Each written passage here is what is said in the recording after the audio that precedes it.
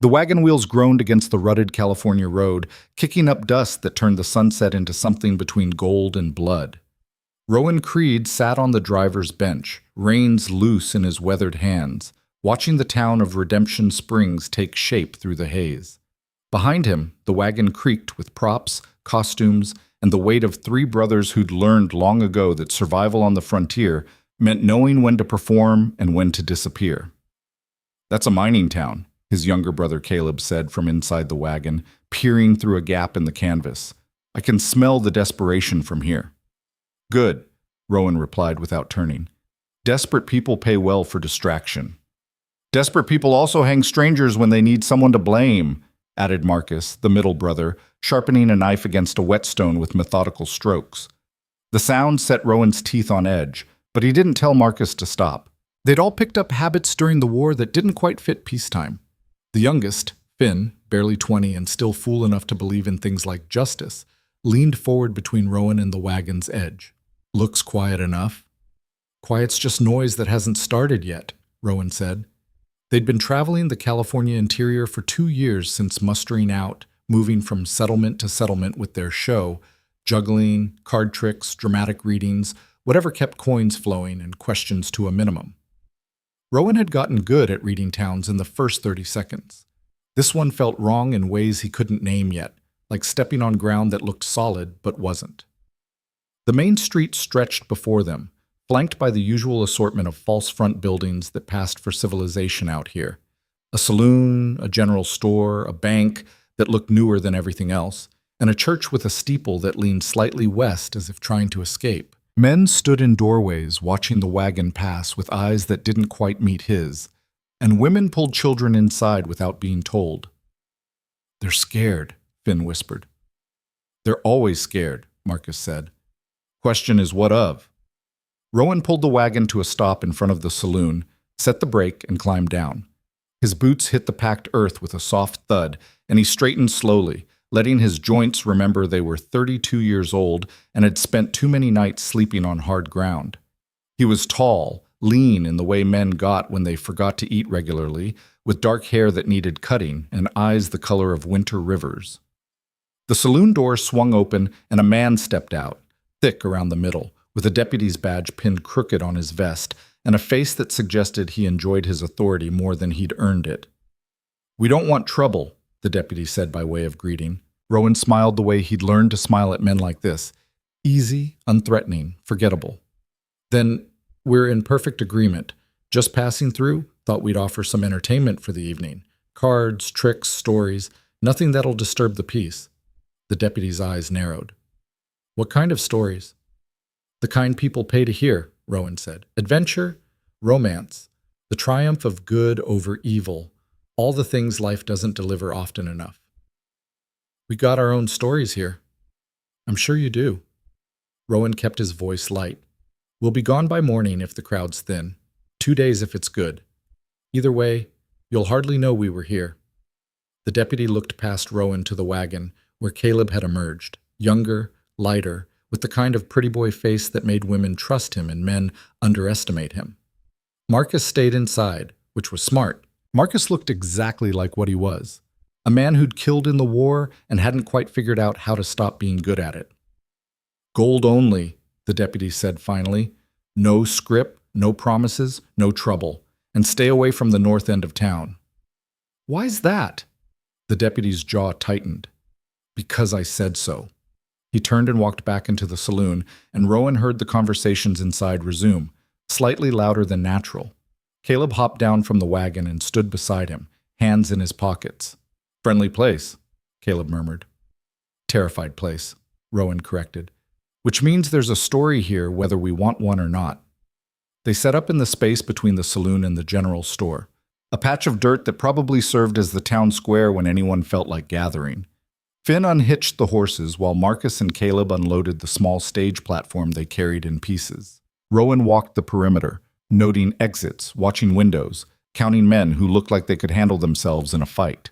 Old habits from scouting, from nights when knowing the terrain meant living until morning. By the time the sun touched the western ridgeline, they were ready. Rowan had changed into his performance clothes, black vest, white shirt, a coat that had seen better years but still looked presentable in lamplight. He stood on the small platform and let his voice carry across the street. Ladies and gentlemen of Redemption Springs, the Creed Brothers Theatrical Company invites you to an evening of wonder and amazement. See feats of dexterity that defy explanation. Hear tales of adventure from the far corners of the world, all for the modest price of $1 gold or 2 bits silver. People emerged slowly, cautiously, like animals checking if a predator had really left. Women in faded dresses, men in work clothes that smelled of mine dust and sweat, a few children who hadn't yet learned to be afraid of everything. They formed a loose semicircle around the platform, keeping distance, ready to scatter. Caleb started with juggling, 5 balls, then 6, then switching to knives that caught the lamplight as they spun. Finn played a fiddle with more enthusiasm than skill, and Marcus stood at the edge of the crowd, watching for trouble that everyone expected but nobody named. Rowan told stories. He'd learned during the war that stories could do things orders couldn't, make men braver, make time pass faster, make horror into something with a shape you could hold. Tonight he told them about a princess locked in a tower and a thief who loved her enough to climb. Simple, romantic, the kind of thing that let people forget where they were for 20 minutes. The crowd relaxed by degrees, coins appeared, a few people even smiled. Then the scream split the night like an axe through wood. It came from the north end of town, where the deputy had warned them not to go. A woman's voice, raw with terror and grief, wordless at first and then forming syllables that punched through the evening air. "Murderers! Murderers! You killed him! You burned us out, and you killed him!" The crowd scattered instantly, people vanishing into buildings or up side streets with the practiced speed of long experience. In 10 seconds, Rowan and his brothers stood alone on the platform, staring toward the source of the screaming. A figure stumbled into the street. A young woman, maybe 20, with blonde hair hanging loose and wild, wearing a nightgown that had been white but was now streaked with ash and soot. Her feet were bare and bleeding. Her face was a mask of rage and desperation. 3 men followed her out of the darkness. Not running, just walking with the confidence of people who knew nobody would stop them. They wore the rough clothes of ranch hands, but the guns on their hips weren't for show, and the way they moved said they'd use them. "Get back inside, Clara," one of them called, almost bored. "Your daddy is dead and your house is ash. Crying about it won't change facts." The woman, Clara, spun on them with something between a laugh and a sob. "Facts? You want to talk about facts? My father was the sheriff. He was the law, and you shot him in the back like a dog." "Your daddy was a drunk and a thief," another man said. "Silas Vane gave him every chance to sell that claim legal and proper. He chose hard instead of smart. That claim was my grandfather's. It's mine, and you killed my father for it." The first man sighed like she was being unreasonable. He took a step forward and Clara stumbled back, nearly falling. No one came out to help her. No one even looked out their windows. Rowan felt Finn tense beside him, felt the kid's instinct to do something stupid and noble. He put a hand on Finn's shoulder and squeezed hard enough to hurt. "Not our town," Rowan said quietly. "Not our fight. She's not ours," Rowan repeated. But he kept watching. Because something in his gut, the same instinct that had kept him alive through 3 years of cavalry raids and ambushes, told him this moment mattered in ways that went beyond one grieving girl and 3 thugs. The men had Clara backed against a water trough now. The leader reached out and grabbed her arm, not gently. "You're going to come with us," he said. "Mr. Vane wants to talk to you about what's smart and what's foolish. Maybe you'll listen better than your daddy did." Clara jerked away from him, and when he grabbed again, she slapped him hard across the face. The sound cracked through the street like a gunshot. For one heartbeat, everything stopped. Then the man backhanded her so hard she went down in the dirt, blood streaming from her nose. And Finn, damn him, damn his youth and his stupid cavalry honor, broke free from Rowan's grip and vaulted off the platform. "Hey!" The 3 men turned, hands dropping toward their guns with reflexive speed. Rowan swore viciously and followed his brother, Marcus and Caleb, a half step behind. No plan, no strategy, just 4 brothers moving as a unit because that's what you did when family was about to die. Finn reached Clara and put himself between her and the men, his own hand on the old Navy Colt he wore but never should have drawn. "Leave her alone." The lead thug looked Finn up and down and laughed. "You with the show?" "I'm with the lady," Finn said, and she doesn't want to go with you. What she wants stopped mattering when her daddy tried to steal from Mr. Vane, the man said. He glanced past Finn to where Rowan approached, taking in all four brothers with calculating eyes. You boys are new here, so I'm going to explain how things work in Redemption Springs. Silas Vane owns the biggest ranch in the valley. He owns the mine. He owns the bank. He owns the law. Which means what Mr. Vane wants, Mr. Vane gets. And right now, he wants to talk to Miss Clara Vale about being reasonable.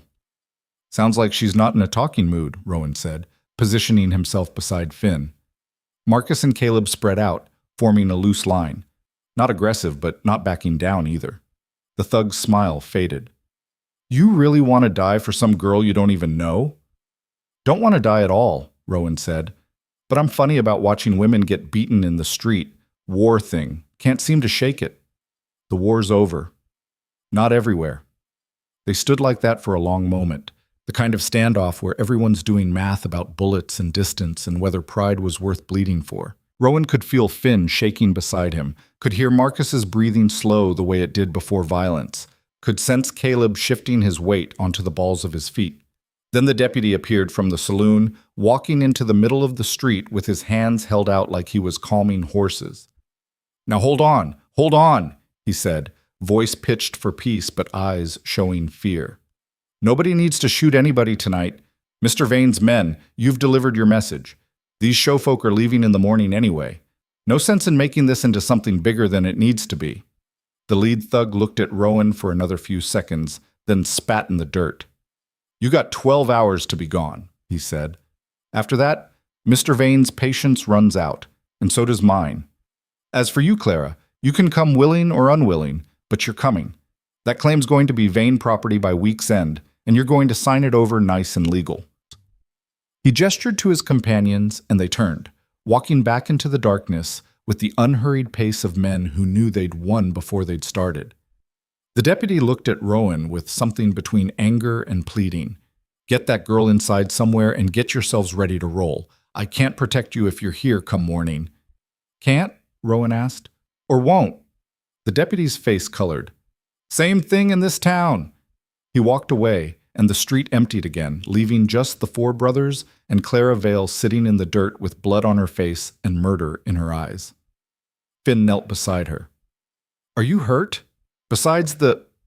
He gestured at her bleeding nose. Besides being orphaned and dispossessed and threatened, Clara's voice was raw but steady. I'm just fine. She let Finn help her to her feet, swaying slightly. Up close, Rowan could see she was younger than he'd thought.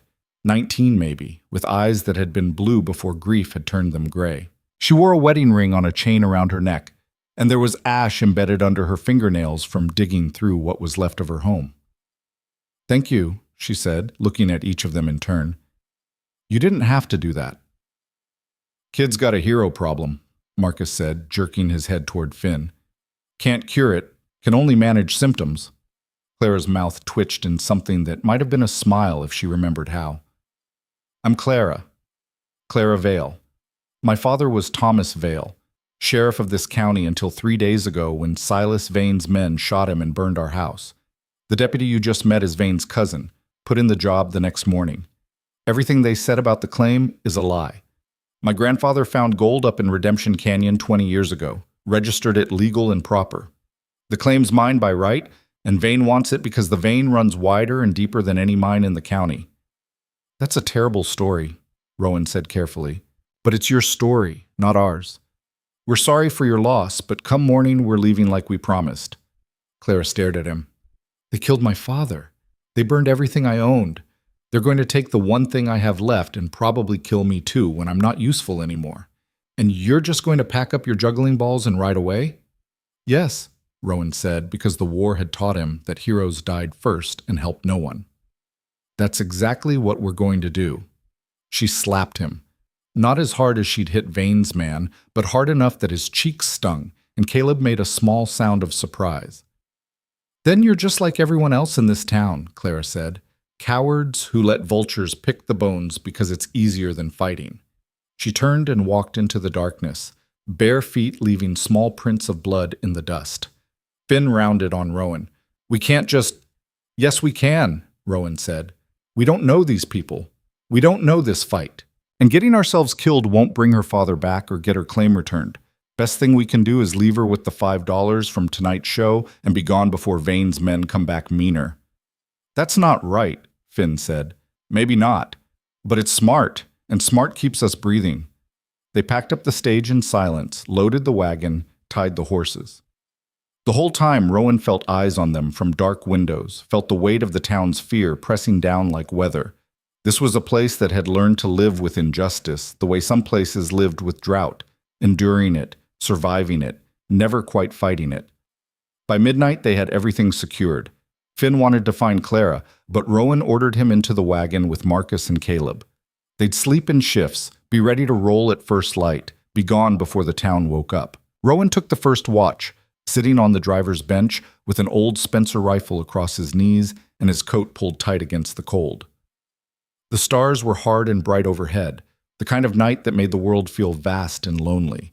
Somewhere in the darkness, Clara Vale was probably still bleeding, still grieving, still alone. Not your problem, he told himself. You've seen 1,000 Claras in 1,000 burned towns. You can't save them all, can't even save most of them. But around 2 in the morning, when the town was silent except for the wind and the distant yipping of coyotes, he saw her, just a shadow moving between buildings, heading north toward where her house had been, walking like she had somewhere to go even though everything was already gone. Rowan watched until she disappeared, then forced himself to look away. Come dawn, they'd be gone. Come dawn, Clara Vale would face Silas Vane alone. Come dawn, Rowan Creed would prove himself exactly the coward she'd named him, and the war would have taught him nothing except how to survive other people's suffering. He told himself that was wisdom. He told himself that was sanity. But when he finally dozed just before sunrise, he dreamed of a girl with ash under her fingernails and 3 bullets in her father's back, and he woke with the taste of failure in his mouth. The sun rose red over Redemption Springs, turning the dust to copper and the shadows to blood. Rowan climbed down from the wagon, intending to wake his brothers and leave. Instead, he found Clara sitting on the platform they'd used for the show, still wearing her ash-stained nightgown, holding a piece of paper in her bleeding hands. She looked up when she heard him approach, and her eyes were different now. Not grief. Grief was soft. This was something harder, something that had been forged overnight in rage and desperation. It's a deed, she said, holding up the paper. To my grandfather's claim. Registered with the Territorial Land Office in Sacramento, signed by the surveyor, witnessed by the county clerk. My father hid it in the well before they killed him. I found it an hour ago. Rowan took the paper, examined it in the growing light. It looked legitimate. Official seal, proper signatures, dated 1847. The claim was registered to Samuel Vale, transferred to Thomas Vale on Samuel's death, and according to California law would pass to Clara as sole surviving heir. This is your proof, Rowan said slowly. It's toilet paper if I can't get it to someone who'll enforce it, Clara said. The deputy won't. The town won't. Vane controls everything within 50 miles. But Sacramento, the territorial governor, might actually care about legal property rights. Might care that a sheriff was murdered. Might care that a land baron is stealing claims and burning out settlers. It's a 3-day ride to Sacramento. I know. Vane's men will stop you before you get 5 miles. I know that too. She stood up, the paper clutched to her chest, and looked at him with eyes that had already accepted death and decided it was worth the price. I'm going anyway, Clara said. I'm going to walk out of this town with this deed, and I'm going to die trying to get it to Sacramento, and maybe someone will find my body and the paper and care enough to ask questions. Maybe not. But I'm not signing over what's mine to vultures. I'm not letting my father die for nothing, and I'm not spending the rest of my life knowing I was too much of a coward to try. Rowan looked at her, this girl who should have been planning a wedding or learning to run a household or any of the 1,000 normal things 19-year-old women did. Instead, she was planning her own martyrdom because it was the only weapon she had left. Behind him, he heard the wagon's canvas shift as his brothers woke, heard Finn's quick intake of breath, Marcus's low curse, Caleb's resigned sigh. We could take you, Rowan heard himself say, and hated himself for saying it. In the wagon. Harder to stop 4 men in a show wagon than one girl on foot. We could get you to Sacramento." "And then what?" Clara asked. "I show up with a deed and tell the governor a land baron murdered my father? He'll ask for witnesses. He'll ask for proof. He'll ask why the town didn't report it. And I'll have nothing but my word against Silas Vane's money and power." "So what do you want?" Clara smiled, and it was a terrible thing. "I want what they took. I want my father's murder avenged. I want Vane's empire exposed. I want this town to remember it used to have a spine. But since I can't have any of that, I'll settle for dying on my feet instead of my knees." She started walking, bare feet on the cold ground, a ghost in a nightgown carrying a piece of paper that was supposed to mean something. Rowan watched her go, measuring the distance to the wagon, calculating how fast they could roll, how far they'd get before anyone noticed they'd broken their promise to leave. Then Finn jumped down from the wagon and called after her. "Wait." Clara stopped but didn't turn. "What if you could have it all?" Finn said. "What if we could get you to Sacramento and get proof of Vane's crimes and make this town remember it had a spine?" "We can't," Rowan said flatly.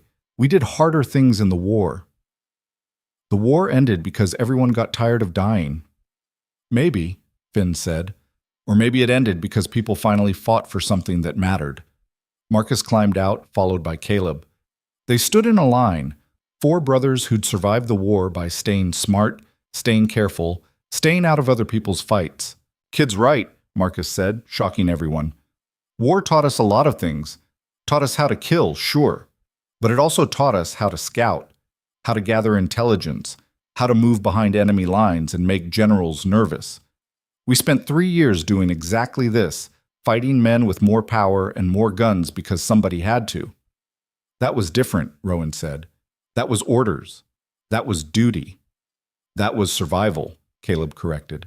"Same as this, because if we leave Clara here, Vane's men will kill her.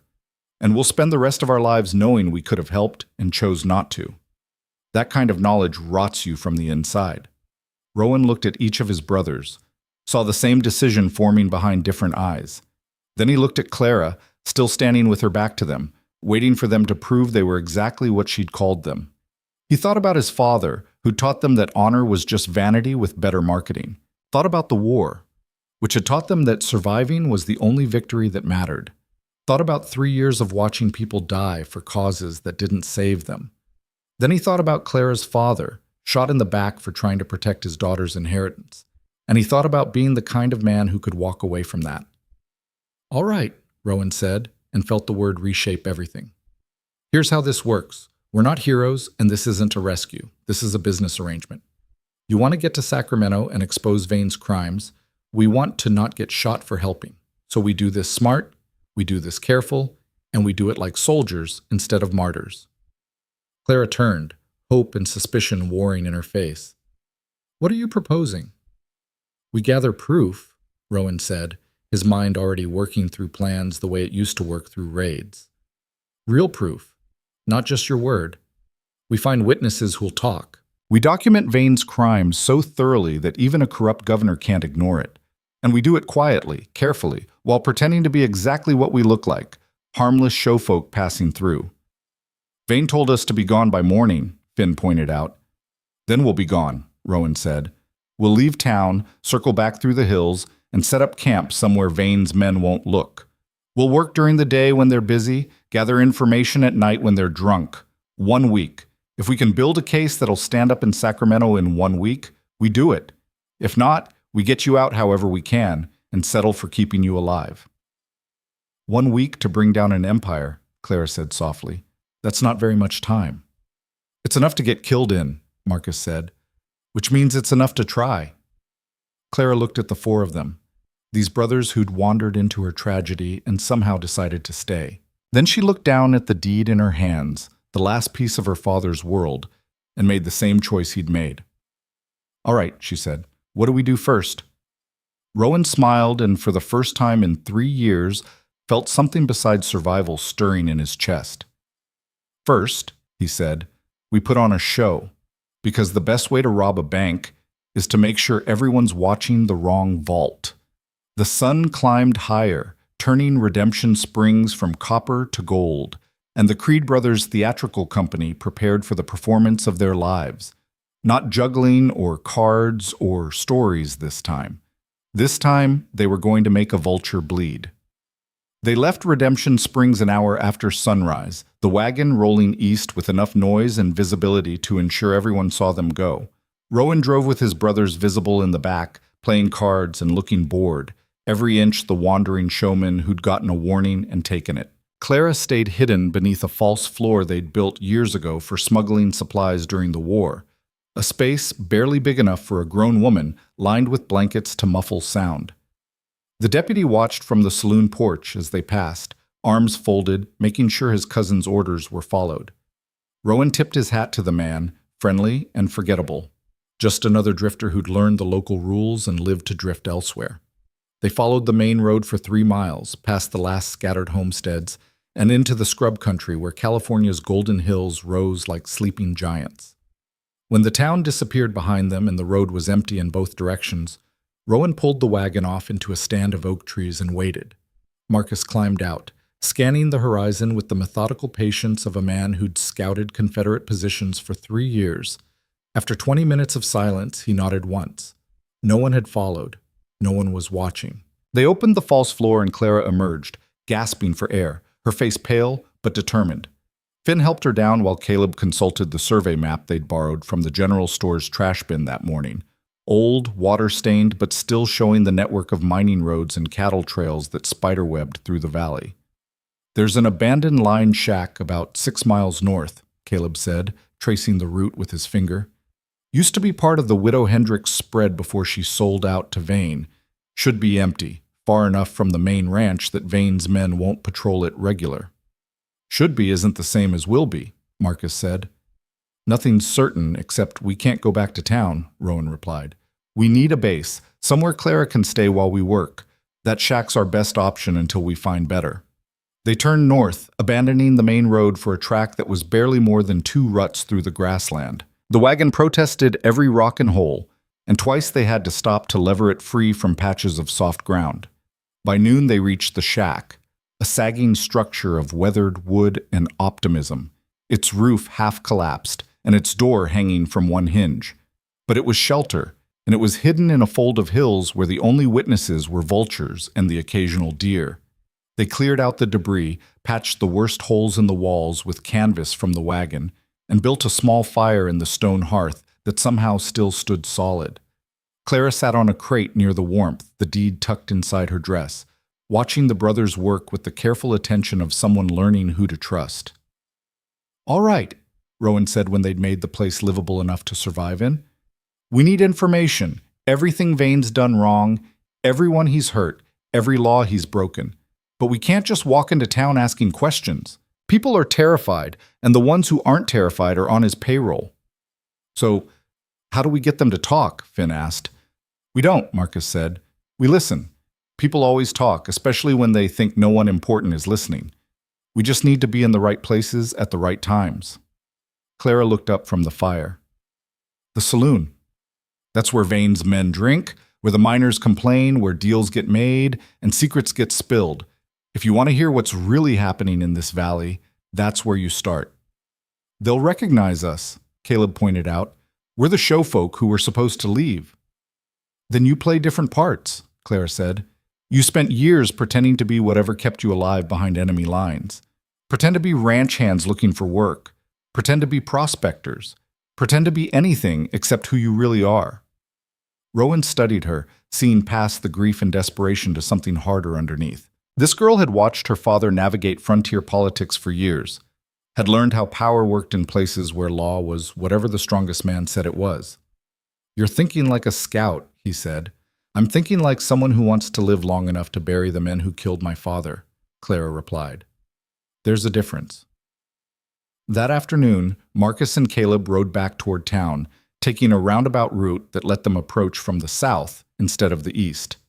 They'd changed clothes, swapped their performance vests for work shirts and worn jackets, rubbed dirt into their faces and hands until they looked like every other saddle-weary drifter in California.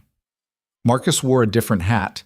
Caleb had tucked his hair under a cap, and both carried themselves with the slouched exhaustion of men who'd been riding hard and finding nothing. They hitched their horses outside the saloon around supper time, when the place would be filling with miners ending their shifts and ranch hands coming in from the range.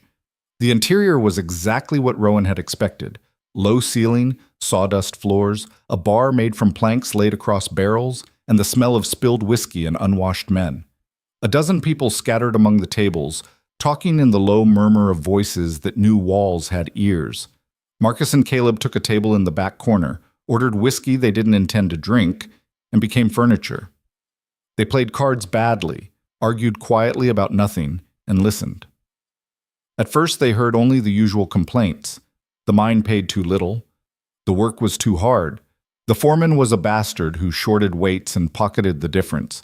But as the evening wore on and the whiskey flowed, the conversation shifted toward darker territory. "Heard Vane bought out another homestead up north," one miner said to his companion, Simmons' place. "Gave him half what the land was worth and told him, take it or take his chances." "Simmons took it," the companion replied. "Smart man. Look what happened to Sheriff Vale when he told Vane no." "You think Vane really had him killed?" The companion looked at him like he was simple. "You think he didn't? Vale had something Vane wanted, that gold claim up in Redemption Canyon. Vane asked nice, Vale said no, so Vane made the problem go away.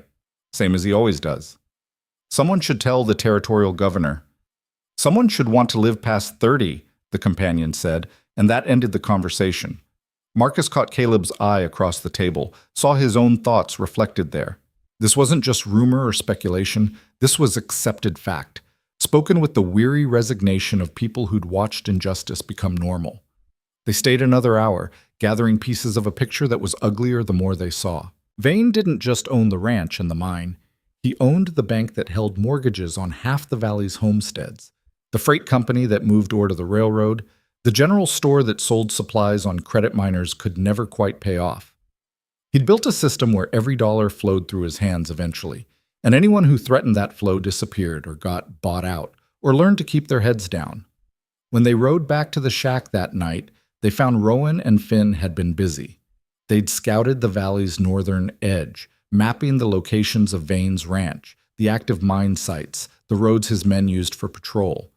Finn had even managed to talk his way into conversation with an old Mexican shepherd who'd lost his land to Vane 5 years prior and still burned with the memory. "His name's Esteban," Finn reported while they gathered around the fire and shared what they'd learned. Vane claimed Esteban's family were squatters on land that belonged to the original Spanish grant Vane bought. Had the deputy run them off at gunpoint, burned their house, scattered their sheep. Esteban's been working as a ranch hand ever since, sending money back to his family in Mexico, waiting for a chance to hurt Vane the way Vane hurt him. "Can we trust him?" Marcus asked. "Can we trust anyone?" Finn countered. "But he's got reason to help and nothing left to lose. That counts for something."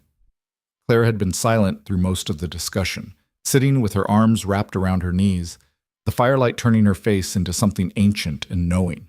Now she spoke, her voice cutting through the brothers' debate. "You're gathering evidence of what everyone already knows," she said. "Vane's a thief and a killer. People will testify to that once they're safe enough to talk. But that's not what the governor will care about. Territorial politics don't run on justice. They run on money and votes and who can make the most trouble. You need to prove Vane's crimes cost the territory something that matters to men in Sacramento." "Like what?" Caleb asked. "Like taxes," Clara said. "The mine's supposed to pay territorial taxes on every ounce of gold pulled out of the ground, but I'd bet everything I have left that Vane's been underreporting his yields and pocketing the difference. That's not just theft, that's defrauding the territorial government. That's the kind of crime governors care about, because it makes them look weak if they ignore it." Rowan stared at her. "How do you know he's underreporting?" "Because my father knew," Clara said. "He used to be the one who verified the mine reports before they went to Sacramento. 2 years ago, he started noticing discrepancies, shipments that didn't match the weights, ore wagons leaving the valley that weren't on any official manifest. He told me he was building a case, gathering proof. That's why Vane killed him. Not just for the claim, but to silence him before he could expose the whole operation." "Where's the proof now?" Marcus asked. "Burned with everything else, probably," Clara said bitterly. But the evidence still exists. It's in the mine records, the freight manifests, the assay reports. You just have to know where to look and how to read them. And you know how? Clara smiled without humor. My father taught me bookkeeping when I was 12. Said a woman should understand numbers since men would try to cheat her with them her whole life. I know how to read a ledger, how to spot when someone's cooking the books. If we can get access to Vane's records, I can prove he's been stealing from the territory. The brothers exchanged looks, each of them doing the same calculation. What Clara was proposing wasn't just risky, it was insane. Walking into Vane's mine or ranch and stealing records would be harder than any raid they'd pulled during the war. And those raids had killed more than a few good men. But it was also exactly the kind of proof that might actually work. Governors could ignore murdered sheriffs and displaced homesteaders, but they couldn't ignore lost tax revenue without looking corrupt or incompetent. If they could document Vane's fraud on a scale that mattered to Sacramento, they might have a case that couldn't be buried or bought off. The mine keeps records in the main office, Finn said slowly. I saw it when we scouted this afternoon.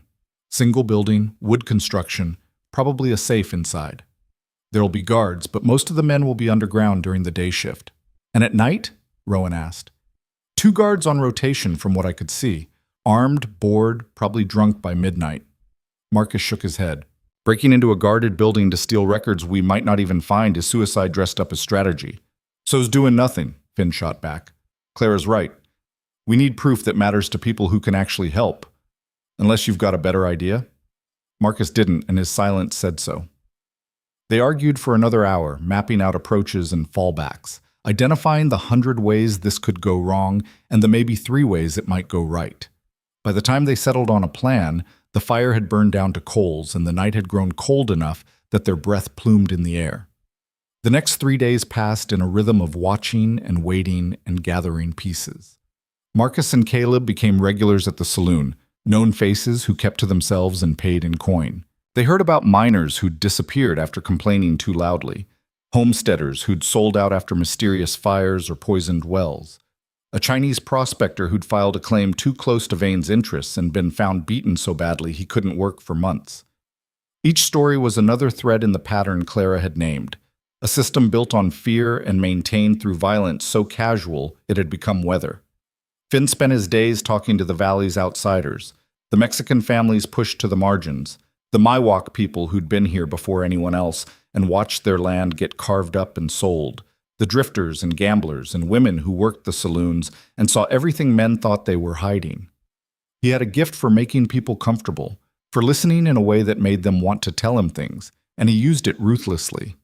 Rowan watched Vane's patterns, learning the rhythms of his empire. The man himself appeared in town twice, once to inspect the bank's books, once to meet with a well-dressed stranger who had the look of someone from Sacramento or San Francisco. Vane was in his 50s, tall and lean with silver hair and the kind of face that would have been handsome if cruelty hadn't carved lines around his mouth. He moved through Redemption Springs like he owned it, because he did, and people stepped out of his way without being asked. The second time Vane appeared, Clara was with Rowan, hidden in the wagon parked behind the general store. She'd insisted on seeing the man who'd killed her father, and Rowan hadn't been able to tell her no. When Vane rode past, Clara's hands clenched so hard her nails drew blood from her palms, but she didn't make a sound. She just watched, memorizing, the way you memorize the face of an enemy you meant to see dead. On the 4th night, they made their move. The plan was simple, the way all terrible plans were simple. Marcus and Caleb would create a distraction on the south end of town while Rowan and Finn broke into the mine office and grabbed whatever records they could carry. Clara would stay at the shack with the horses ready, prepared to run if everything went sideways. If they succeeded, they'd have evidence. If they failed, they'd probably have bullets. The mine office sat on a low rise overlooking the main shaft, a square building with barred windows and a heavy door. 2 guards patrolled the perimeter with rifles, moving in opposite circuits that gave them sight of each other every few minutes. Professional enough to be a problem, but not so professional they couldn't be fooled. Midnight came cold and moonless, the kind of dark that made shadows absolute. Marcus and Caleb approached the saloon from the east, carrying a bottle of whiskey they'd doctored with enough laudanum to put down a horse. They found the night guards outside the mine office on their break, sitting against the wall and passing a flask between them. "Evening," Caleb called, friendly and stumbling slightly, playing drunk well enough to be convincing.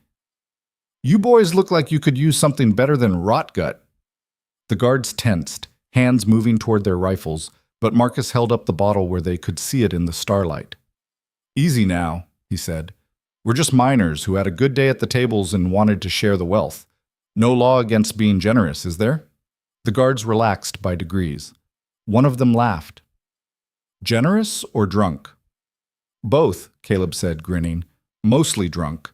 But this here's the good stuff, straight from San Francisco. And my brother's right. You boys look like you've earned it more than we have." It took 5 minutes of friendly conversation before the guards accepted the bottle, took long pulls, and settled back to enjoy the unexpected gift. Marcus and Caleb stayed just long enough to make it natural, then wandered off singing slightly off-key, every inch the happy drunk stumbling home. They circled back through the darkness and met Rowan and Finn at the rise behind the office. The guards were already slumped against the wall, snoring softly, the bottle empty beside them. "That'll keep them down for hours," Marcus said. "But it won't stop someone from coming to check on them. We've got maybe 20 minutes before this gets complicated." Rowan nodded and moved to the door. The lock was heavy iron, too solid to pick quickly, but the hinges were on the outside and old enough that rust had made them weak. He worked at the pins with a pry bar while Finn kept watch, ears straining for the sound of approaching horses or voices. The first pin came free with a soft screech of metal. The second fought him, but finally gave. With both pins out, the door sagged on its frame, and Rowan was able to lever it open just wide enough for a man to slip through. The interior was black as a mine shaft and twice as dangerous. Rowan lit a small lantern, keeping the flame low, and swept the space with his eyes. A desk covered in papers, filing cabinets lining one wall, and in the corner, an iron safe with a combination lock. 20 minutes isn't enough time to crack that," Finn whispered. "Then we take what's not locked up and hope it's enough," Rowan replied. They moved through the room like ghosts, pulling files from the cabinets, scanning documents by lamplight, looking for anything that showed discrepancies or fraud. Shipping manifests that listed different weights for the same ore batches. Assay reports that didn't match the official production records. Letters between Vane and the freight company discussing special arrangements and payments made off the books. Rowan stuffed papers into a leather satchel they'd brought, working fast, knowing every second increased the odds of discovery. Finn found a ledger on the desk, recent entries, the ink still fresh, and added it to the pile. Then they heard voices outside. Both brothers froze. The voices were male, casual, approaching from the direction of the main mine shaft. 2 men, maybe 3, talking about the next shift rotation and whether the new drill bits were worth the extra cost. "Out," Rowan breathed. "Now." They slipped through the gap in the door, Rowan pulling it back into place as quietly as possible. The pins wouldn't hold if anyone tested the door, but in the dark, it might look secure enough to pass a casual glance. They pressed themselves against the side of the building, barely breathing, as the voices came closer. 2 men rounded the corner, not guards, but mining supervisors by the look of their clothes. They walked right past the sleeping guards without noticing them, heading toward the office. One of them reached for the door handle. Marcus materialized from the shadows like something conjured, a rock in his hand. He brought it down on the back of the man's skull with surgical precision, dropping him without a sound. The second man spun, mouth opening to shout, and Caleb hit him in the throat hard enough to collapse his windpipe and turn the shout into a wet gurgle. They caught both men before they hit the ground, dragged them into the darkness beside the building, and bound them with rope and gags. It had taken maybe 15 seconds, so smooth it looked rehearsed, which in a way it was. They'd done this kind of work too many times during the war for it to feel unfamiliar. "That's our cue to disappear," Marcus said. They ran, low and fast, putting distance between themselves and the mine office before anyone discovered the unconscious guards and supervisors. Behind them, Redemption Springs slept on, unaware that 4 brothers and a grieving girl had just stolen the first real weapon in a war the town didn't know it was fighting. They reached the horses Clara had waiting a half-mile north, mounted up, and rode hard for the shack. Only when they were safely inside with the door barred and a watch set Did they finally look at what they'd stolen? Clara spread the papers across the floor, her hands shaking slightly as she sorted through shipping manifests and production reports. The lamplight turned her shadow huge against the wall, and for a moment she looked like something more than a girl who'd lost everything. She looked like justice getting ready to collect a debt. "This is it," she said after 20 minutes of reading. "This is exactly what we need. Look, here's the official production report Vane filed with the territory. It says the mine produced 4,000 ounces of gold last quarter. But here's the shipping manifest for the same period. It shows 6,000 ounces moved by freight to the railroad. That's 2,000 ounces that never got reported, never got taxed, just disappeared into Vane's pocket." "Is that enough?" Finn asked. "It's a start," Clara said, "but we need more. One quarter could be a clerical error. We need to show a pattern, multiple instances, enough gold that the territory can't ignore what they lost." "Then we'll get more," Rowan said, "but not tonight. Tonight we've made enough noise. We lay low, let them search for who hit the office, and when they've calmed down, we hit them again." "And if they don't calm down?" Caleb asked. "Then we adapt," Rowan said. "Same as we always do." But even as he said it, he knew the easy part was over. They'd drawn blood now, proven themselves willing to strike, and Vane wouldn't ignore that. The man hadn't built his empire by letting insults go unanswered, and theft of his records was more than insult. It was threat. The response would come, and when it did, it would be ugly. The next morning, Redemption Springs woke to find the 2 guards and both supervisors still unconscious, the mine office violated, and records missing. By noon, Vane had doubled the guards at every facility he owned and put out word that he wanted whoever was responsible found and brought to him breathing but not necessarily whole. The brothers heard about it from Esteban, who rode out to the shack with news and a warning. "Vane knows it wasn't random thieves," the old shepherd said, accepting coffee with hands that had rope scars across the palms. "Thieves would have taken the money from the safe, not papers. He's asking questions about strangers in town, about anyone who might have reason to hurt him. So far, no one's mentioned you. You made sure people saw you leave, and that's working in your favor. But it won't last. Vane's not stupid. He'll figure it out eventually." "How long do we have?" Rowan asked. "Days, maybe.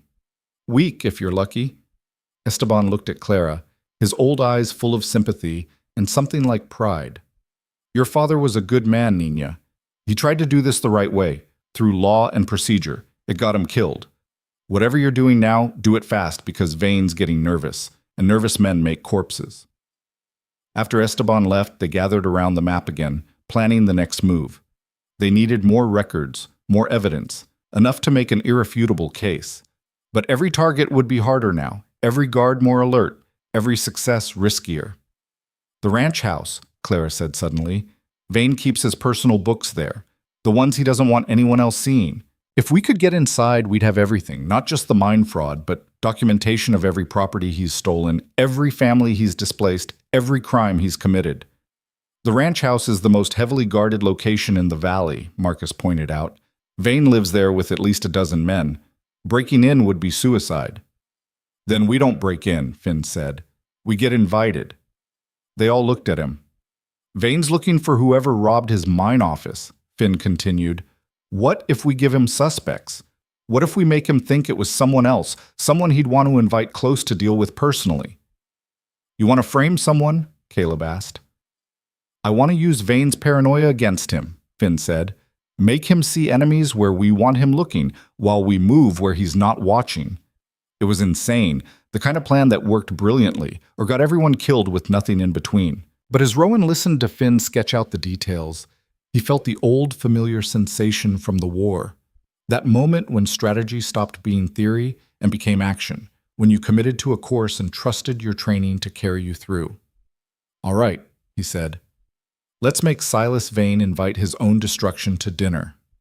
The plan took shape over 2 days of careful observation and the kind of calculated risk that separated clever from dead.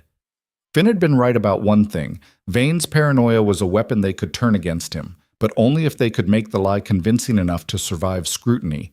The key was choosing the right scapegoat, someone Vane would believe had both motive and capability to strike at him. After hours of debate, they settled on a name that kept appearing in the stories they'd gathered: a rival mine owner named Jackson Burrell, who operated a smaller claim 20 miles south and had been in territorial court with Vane twice over boundary disputes. Burrell's got reason to hate Vane, Clara explained, sorting through the papers they'd stolen. 3 years ago, Vane tried to buy him out. When Burrell refused, Vane filed legal challenges claiming Burrell's survey markers were fraudulent, cost Burrell thousands in legal fees and a year of lost production. They settled eventually, but everyone knows Burrell would love to see Vane hang. So we make it look like Burrell's people hit the mine office, Rowan said. But how do we get Vane to invite us into the ranch house? We don't, Marcus said slowly, his mind clearly working through angles. We make Vane want to meet with Burrell face to face, set up a confrontation where Vane thinks he's got the advantage, where he'll bring Burrell close to threaten him or make a deal. And when that meeting happens, we're there, either as Burrell's men or hidden somewhere in the house. Vane won't meet with Burrell in town, Caleb pointed out. Too public. He'll want privacy, control. He'll insist on the ranch. Exactly, Finn said, a dangerous smile crossing his face. We just need to give him a reason that's urgent enough he can't wait. They spent the next morning crafting that reason. Using paper and ink they'd bought 2 towns over, Marcus forged a letter in what he imagined was Burrell's handwriting, blocky, aggressive, the script of a man more comfortable with ledgers than poetry. The letter accused Vane of sending men to rob Burrell's mine office as retaliation for the court settlements, claimed to have proof of Vane's broader fraud, and demanded a meeting to settle matters before Burrell took everything to the territorial marshal. It was a bluff built on a lie, but the beauty of it was that Vane couldn't ignore it. If Burrell really had evidence, that evidence could destroy everything Vane had built. He'd have to respond, have to either silence Burrell or discover what the man actually knew. Caleb rode south that afternoon carrying the forged letter, dressed as a ranch hand anyone would forget 5 minutes after seeing. He left the letter at a trading post that served as an informal mail drop for the smaller mining operations, paying a half-drunk freight driver to deliver it to Vane's ranch, along with the next supply shipment. Then they waited, watching the ranch from the hills with a spyglass Rowan had carried since the war, looking for any sign their bait had been taken. 2 days passed, with nothing but the normal rhythms of ranch life. Men riding out to check cattle, supply wagons coming and going, Vane himself appearing only once to meet with his foreman. Clara spent the time continuing to analyze the stolen records, building the case document by document, her fingers stained with ink and her eyes burning from reading in poor light. Even with what we have, it might not be enough, she admitted on the second night, frustration rough in her voice. The discrepancies are clear, but a good lawyer could argue they're accounting errors or blame them on subordinates. To make this stick, we need Vane's personal ledgers, the ones that show intent and planning. Those are at the ranch, probably in his study, and probably locked in a safe we can't crack. Then we find another way, Rowan said. We've come too far to quit because a safe has a lock. On the third morning, movement at the ranch signaled something had changed. A rider came in fast from the south, dismounted at the main house, and emerged 20 minutes later with fresh instructions. Within an hour, 6 of Vane's men had mounted up and ridden out, not toward town, but south along the freight road. He's sending men to watch Burrell, Marcus said, tracking them with the spyglass. Making sure Burrell doesn't do anything stupid before they can meet. Which means he believed the letter, Finn said. Believed it enough to respond, Rowan corrected. Now we wait to see how. The answer came the next day in the form of a rider approaching the trading post where Caleb had left the original letter.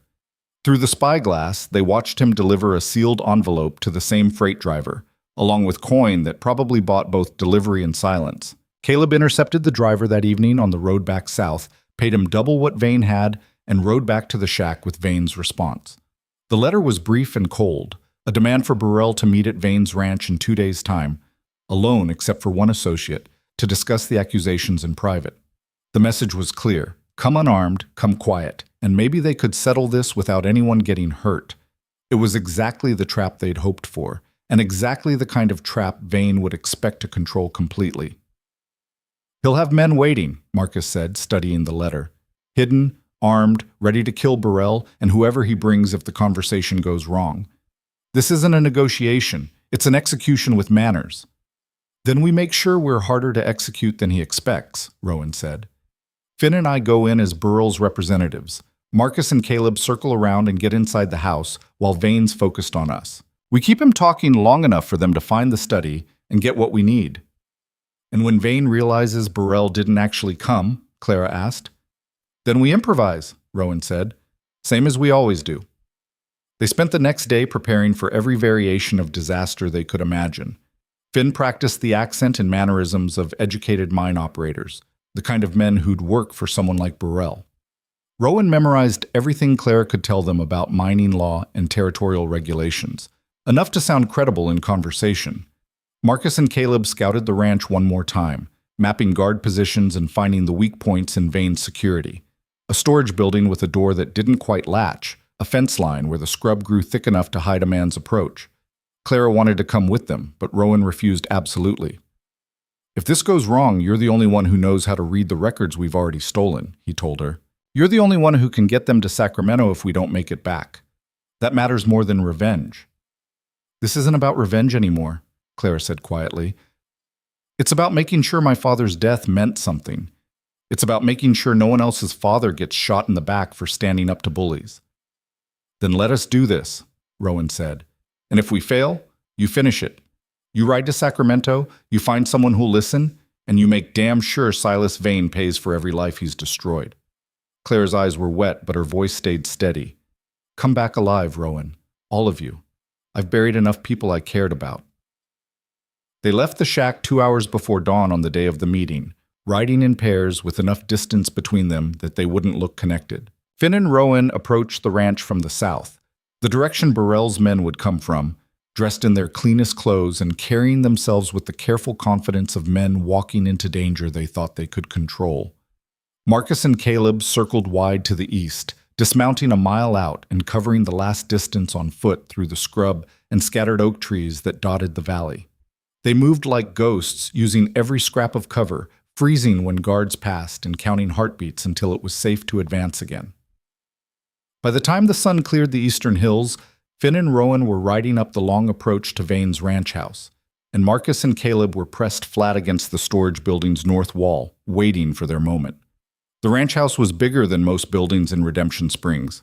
2 stories of whitewashed wood with a wide porch and windows that suggested comfort bordering on luxury. Guards stood visible at the corners, and Rowan counted at least 3 more watching from positions that gave them clear shots at anyone approaching the front door. A man emerged as they dismounted, not Vane, but the foreman they'd seen before, a thick-shouldered brute with a face that looked like it had stopped too many fists. He carried a rifle casually, the way men did when they wanted you to know they could use it faster than you could react. "You're not Jackson Burrell," the foreman said. "Never claimed to be," Rowan replied smoothly. "Mr. Burrell doesn't ride into potential ambushes personally. He sent us to speak for him. I'm Dalton, this is Reed, we're authorized to negotiate on his behalf." The foreman's eyes narrowed. Burrell's letter said he'd come himself. Burrell's letter was written before he received information about what happened to Sheriff Vale, Finn said, his voice carrying the educated precision of someone who'd spent time in cities. After that, Burrell decided that meeting Mr. Vane in person might be hazardous to his health. Hence, our presence. We can speak with full authority, or we can leave and Mr. Burrell can take his evidence directly to Sacramento. Your choice. The foreman studied them for a long moment, then jerked his head toward the house. "Wait here." He disappeared inside, and Rowan used the time to scan the grounds, noting positions, counting men, measuring distances. 8 guards visible, probably more inside. The odds were terrible, but they'd faced worse during the war. The trick was not fighting. The trick was making Vane believe fighting wasn't necessary until it was too late to matter. The foreman returned with instructions to follow him inside, but only after they'd surrendered their weapons. Rowan and Finn unbuckled their gun belts slowly, making a show of reluctance that seemed natural, and followed the foreman into the house. The interior matched the exterior's promise: polished wood floors, furniture that had been shipped from San Francisco or farther, paintings on the walls that suggested culture and refinement. Vane had built himself a castle in the wilderness, a monument to the empire he'd carved from other people's blood and land. They were shown into a study that smelled of leather and tobacco smoke. Vane sat behind a massive desk, silver hair catching the light from the window, dressed like a gentleman rancher, except for the gun within easy reach on the desktop. Two more men flanked him, armed and watchful. "Gentlemen," Vane said, his voice carrying the smooth warmth of someone practiced at seeming friendly. "I apologize for the security measures, but recent events have made caution prudent. Please, sit." Rowan and Finn took the offered chairs, keeping their hands visible, playing the part of nervous but determined representatives. "Mr. Burrell sends his regrets that he couldn't attend personally," Rowan began. But given the circumstances surrounding Sheriff Vale's death, he felt it wise to maintain some distance until certain matters were clarified.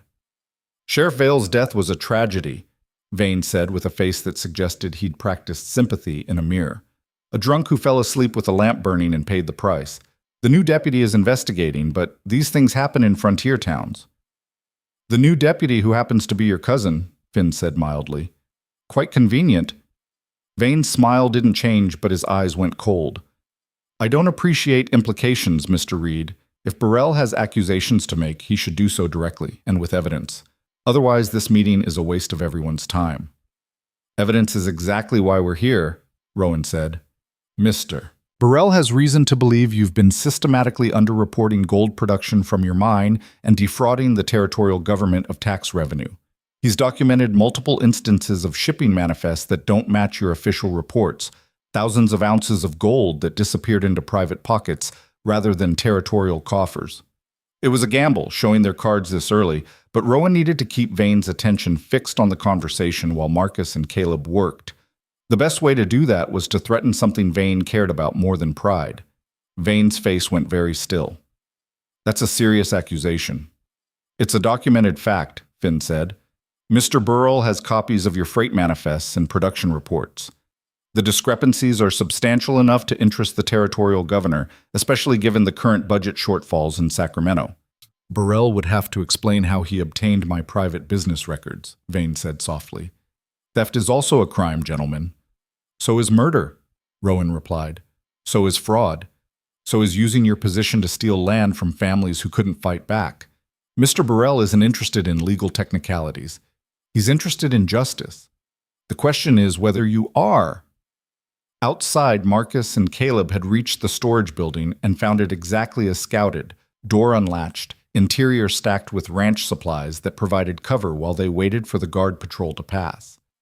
When the way was clear, they sprinted across 20 yards of open ground to the main house, pressing themselves against the wall beneath a window that showed an empty hallway. Caleb tested the window, locked, but the lock was simple. He slid a thin blade between the frame and sill, worked it up until he felt the catch give, and eased the window open just wide enough for them to slip through. They dropped into the hallway with barely a sound, froze, listened. Voices came from somewhere toward the front of the house, Vane's study, where Rowan and Finn would be keeping him occupied. The rest of the house felt empty, most of the guards positioned outside or watching the front approach. Moving with the careful silence of men who'd infiltrated Confederate camps in the dead of night, they navigated through the house using the mental map they'd built from watching through the spyglass. Past a dining room, through a parlor, up a narrow servant's staircase to the second floor where Vane's private quarters would be. The study Claire had described wasn't hard to find. A heavy door at the end of the hallway, closed but not locked. Marcus eased it open while Caleb watched their backs, and they slipped inside. The room was smaller than the downstairs study, more personal. A desk covered with papers, shelves lined with ledgers and legal documents, and in the corner, exactly as Clara had predicted, an iron safe built into the wall. 20 minutes, Marcus whispered. "Maybe less before someone checks on us." Caleb moved to the desk while Marcus examined the safe. The papers were recent correspondence, letters to lawyers in Sacramento, communications with the freight company, orders to the mine foreman. Caleb scanned them quickly, looking for anything that showed criminal intent or documented the crimes Clara had outlined. He found it in a leather portfolio tucked into the desk's bottom drawer, a personal ledger in Vane's own handwriting, tracking the actual gold production against what he'd reported to the territory. The numbers were damning. Over the past 2 years, Vane had underreported by nearly 15,000 ounces, representing tens of thousands of dollars in stolen tax revenue. "Got it," Caleb breathed, tucking the ledger inside his shirt. Marcus was still working on the safe, ear pressed to the metal, listening to the tumblers as he worked the dial. It was a skill he'd learned from a safecracker they'd served with during the war, a man who'd died at Shiloh but left behind knowledge that had saved them more than once. Downstairs, the conversation in Vane's study was turning uglier. "You've made your accusations," Vane said, standing now, the pretense of civility cracking. "Now, let me make something clear. I built this ranch from nothing. I brought civilization to a valley that was nothing but dust and savages. Every ounce of gold, every acre of land, every dollar in my bank was earned through hard work and smart business. If small men like Burrell can't compete, that's not my fault. It's theirs." "And Sheriff Vale?" Rowan asked, standing to meet him. "Was killing him smart business too?" Vane's face hardened. "I didn't kill Thomas Vale. He was a drunk who made bad decisions and paid for them. If Burrell wants to believe otherwise, that's his delusion." "Then you won't mind if we take our evidence to Sacramento and let the territorial government decide," Finn said. "I mind very much," Vane replied, and his hand moved toward the gun on his desk.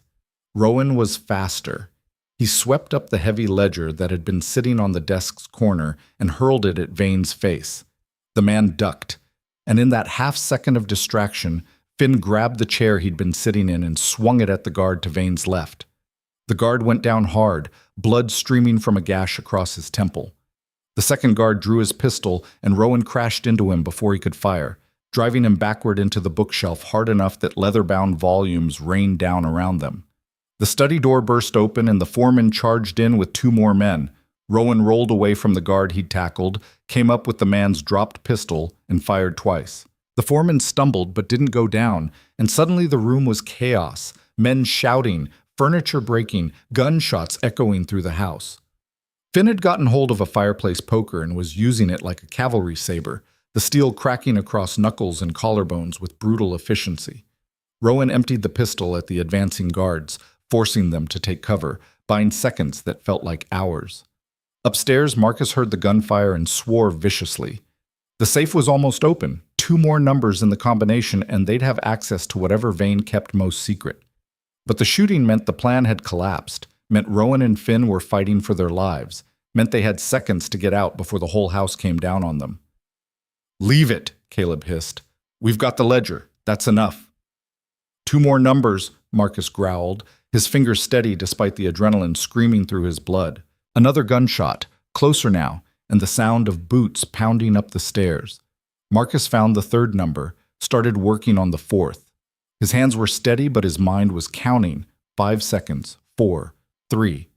The safe clicked open.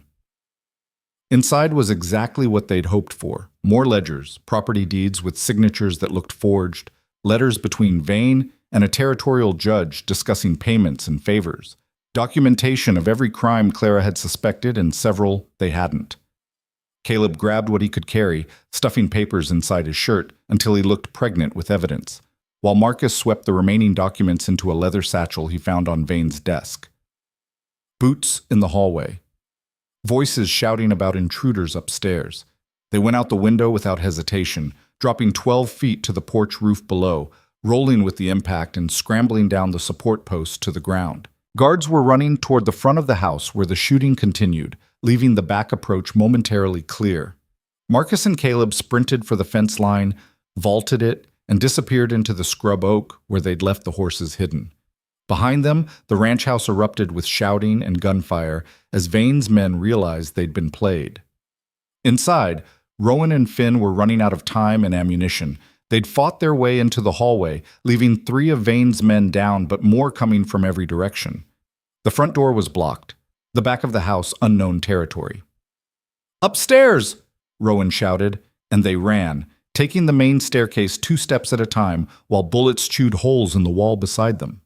They found the open window in Vane's study, saw the rope of torn curtains Marcus had left hanging to make the descent easier, and didn't waste time questioning the gift. Finn went first, sliding down fast enough to burn his palms, hitting the porch roof and rolling. Rowan followed, felt the fabric tear under his weight, and crashed onto the roof hard enough to knock the breath from his lungs. More gunfire, this time from outside. Vane's men had spotted them, were spreading out to cut off their escape. Rowan grabbed Finn, and they jumped from the porch roof to the ground, landed badly, and ran anyway through pain and fear toward the fence line where they'd agreed to meet if everything went wrong. Which it had, spectacularly. They cleared the fence with bullets snapping the air around them, crashed through brush that tore skin and clothes, and found the horses exactly where they'd left them with Marcus and Caleb already mounted and holding the reins of their brother's animals. "Go, go, go!" Marcus shouted, and they went, riding hard and low over ground that tried to throw them with every stride. Behind them, Vane's men mounted up to give chase, but the brothers had a head start, in desperation and 4 years of cavalry experience.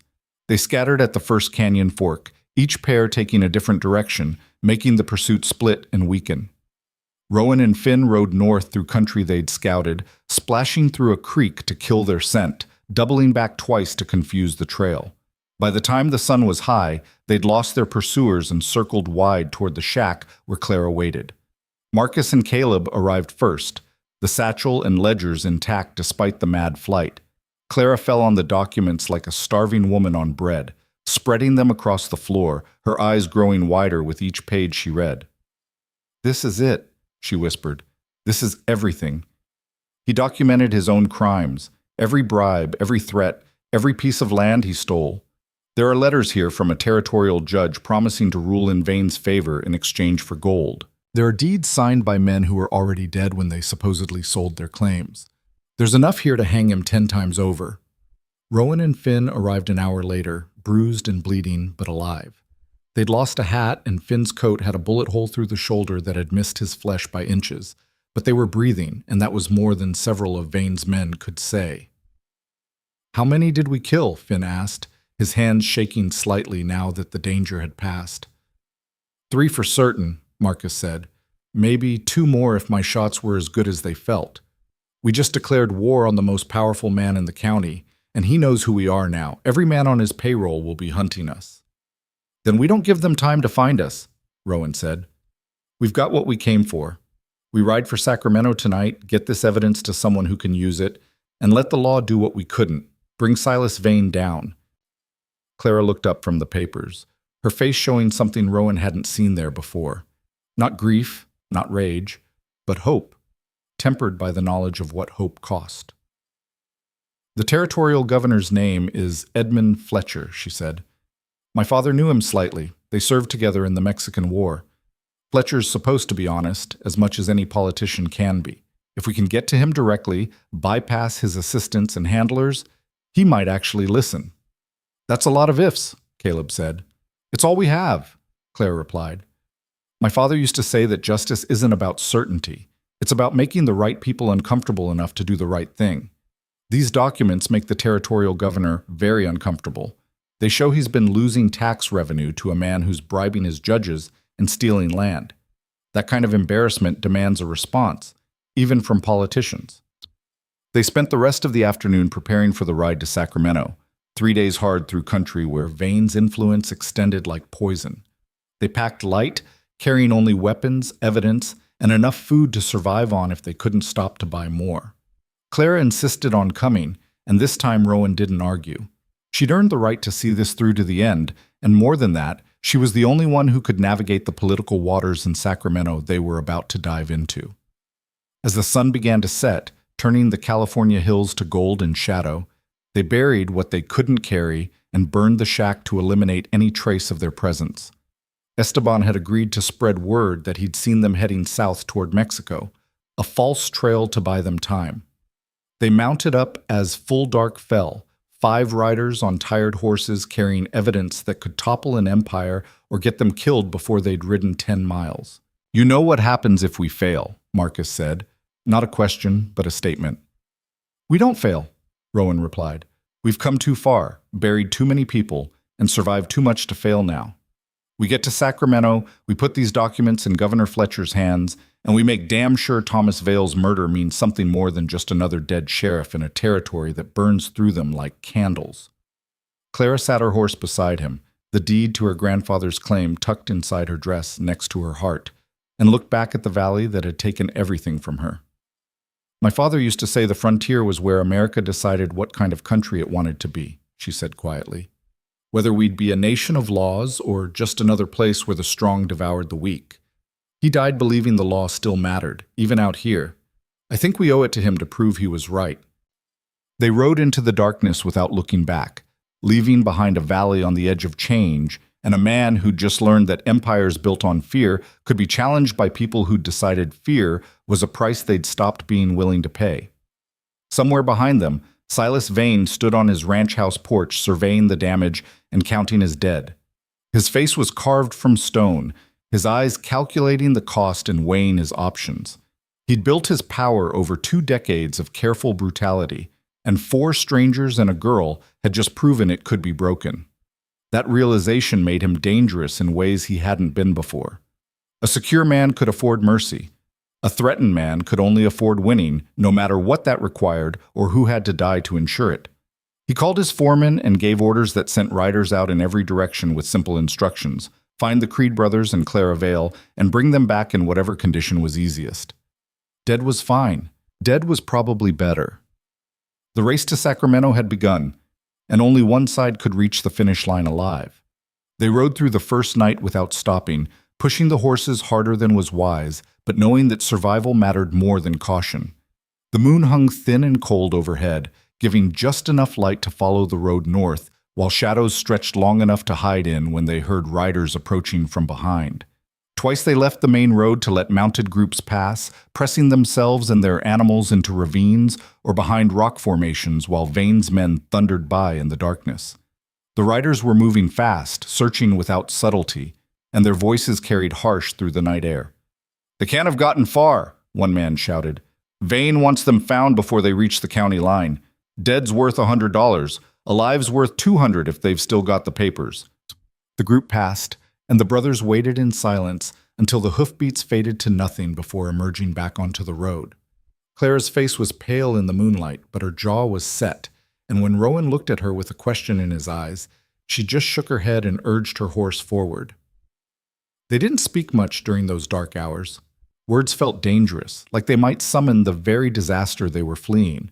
Instead, they communicated with hand signals and shared glances, the language of men who'd learned to coordinate in battle without giving away their positions.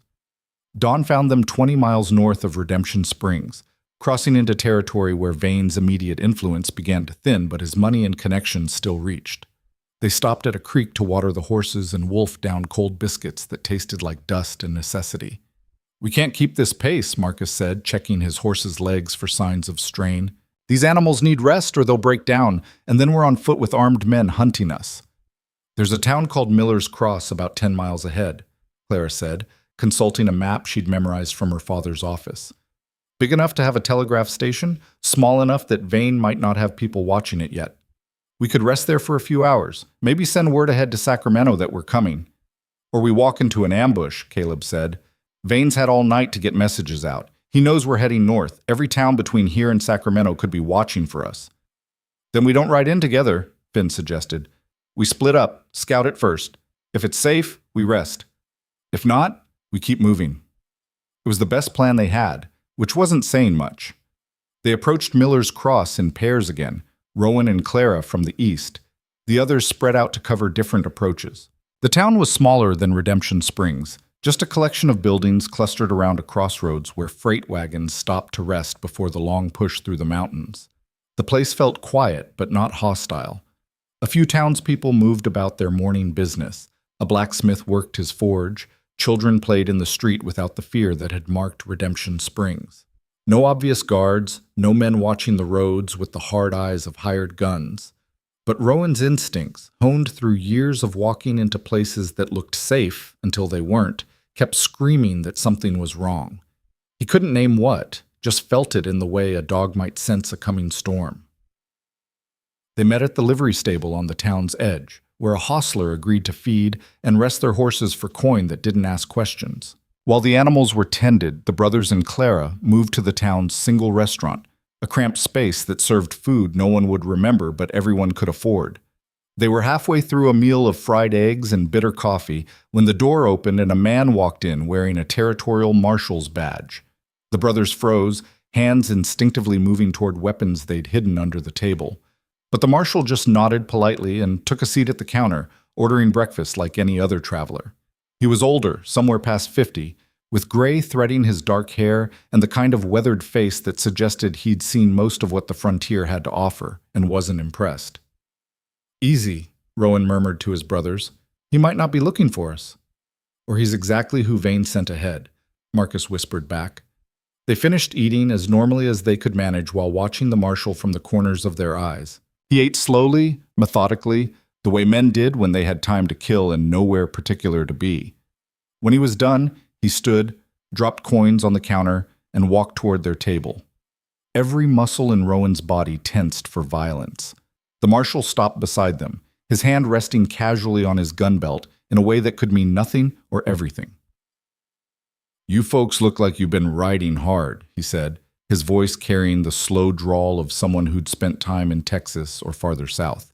"Hope you're not running from anything that might be my business." "Just trying to get to Sacramento," Rowan said, keeping his voice level. "Family matter, nothing that concerns the law."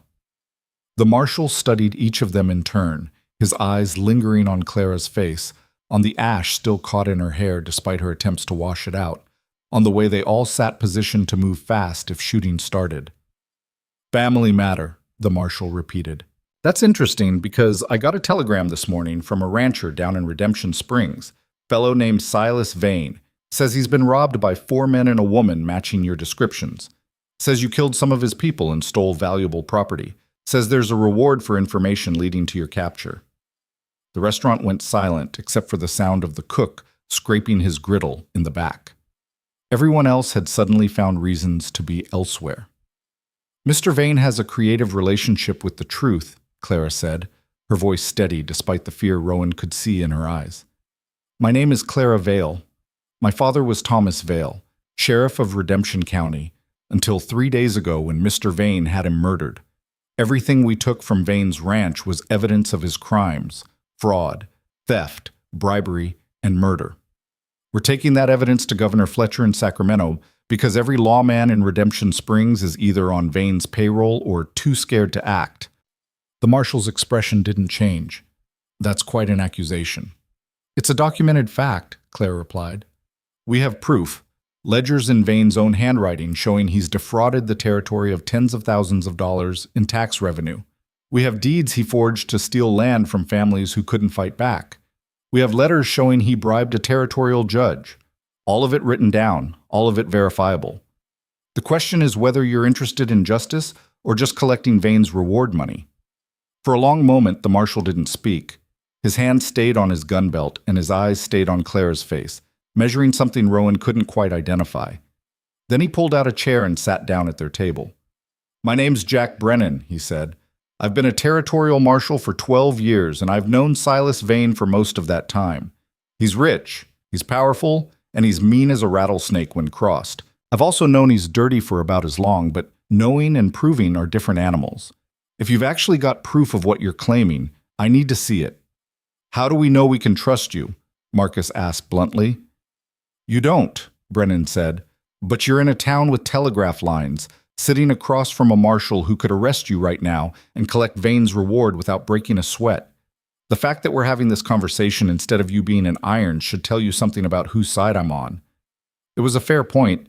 Rowan exchanged glances with his brothers, saw the same calculation happening behind different eyes, and made a decision that was half trust and half desperation.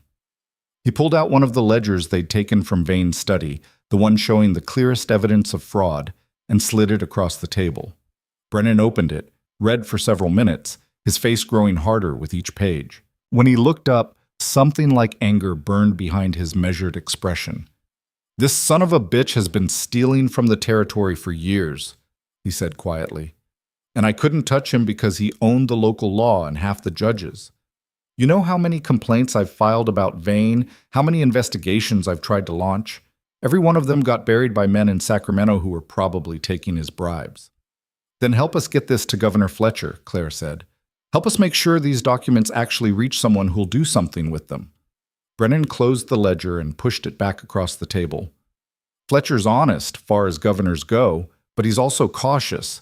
You can't just walk into his office with stolen documents and expect him to arrest the richest man in 3 counties. You need more than evidence. You need witnesses. You need people willing to stand up in court and testify about what Vane's done. We have witnesses, Finn said. Esteban Morales, whose family Vane ran off their land. Miners who can testify about wage fraud and unsafe conditions. Families who were forced to sell their claims for pennies because Vane threatened them. And how many of those people will actually testify once they know Vane's lawyers will tear them apart in court? Brennan asked. How many will risk their lives and their families when they see how much power Vane still has even after you've exposed him? The question hung in the air like smoke, and none of them had a good answer.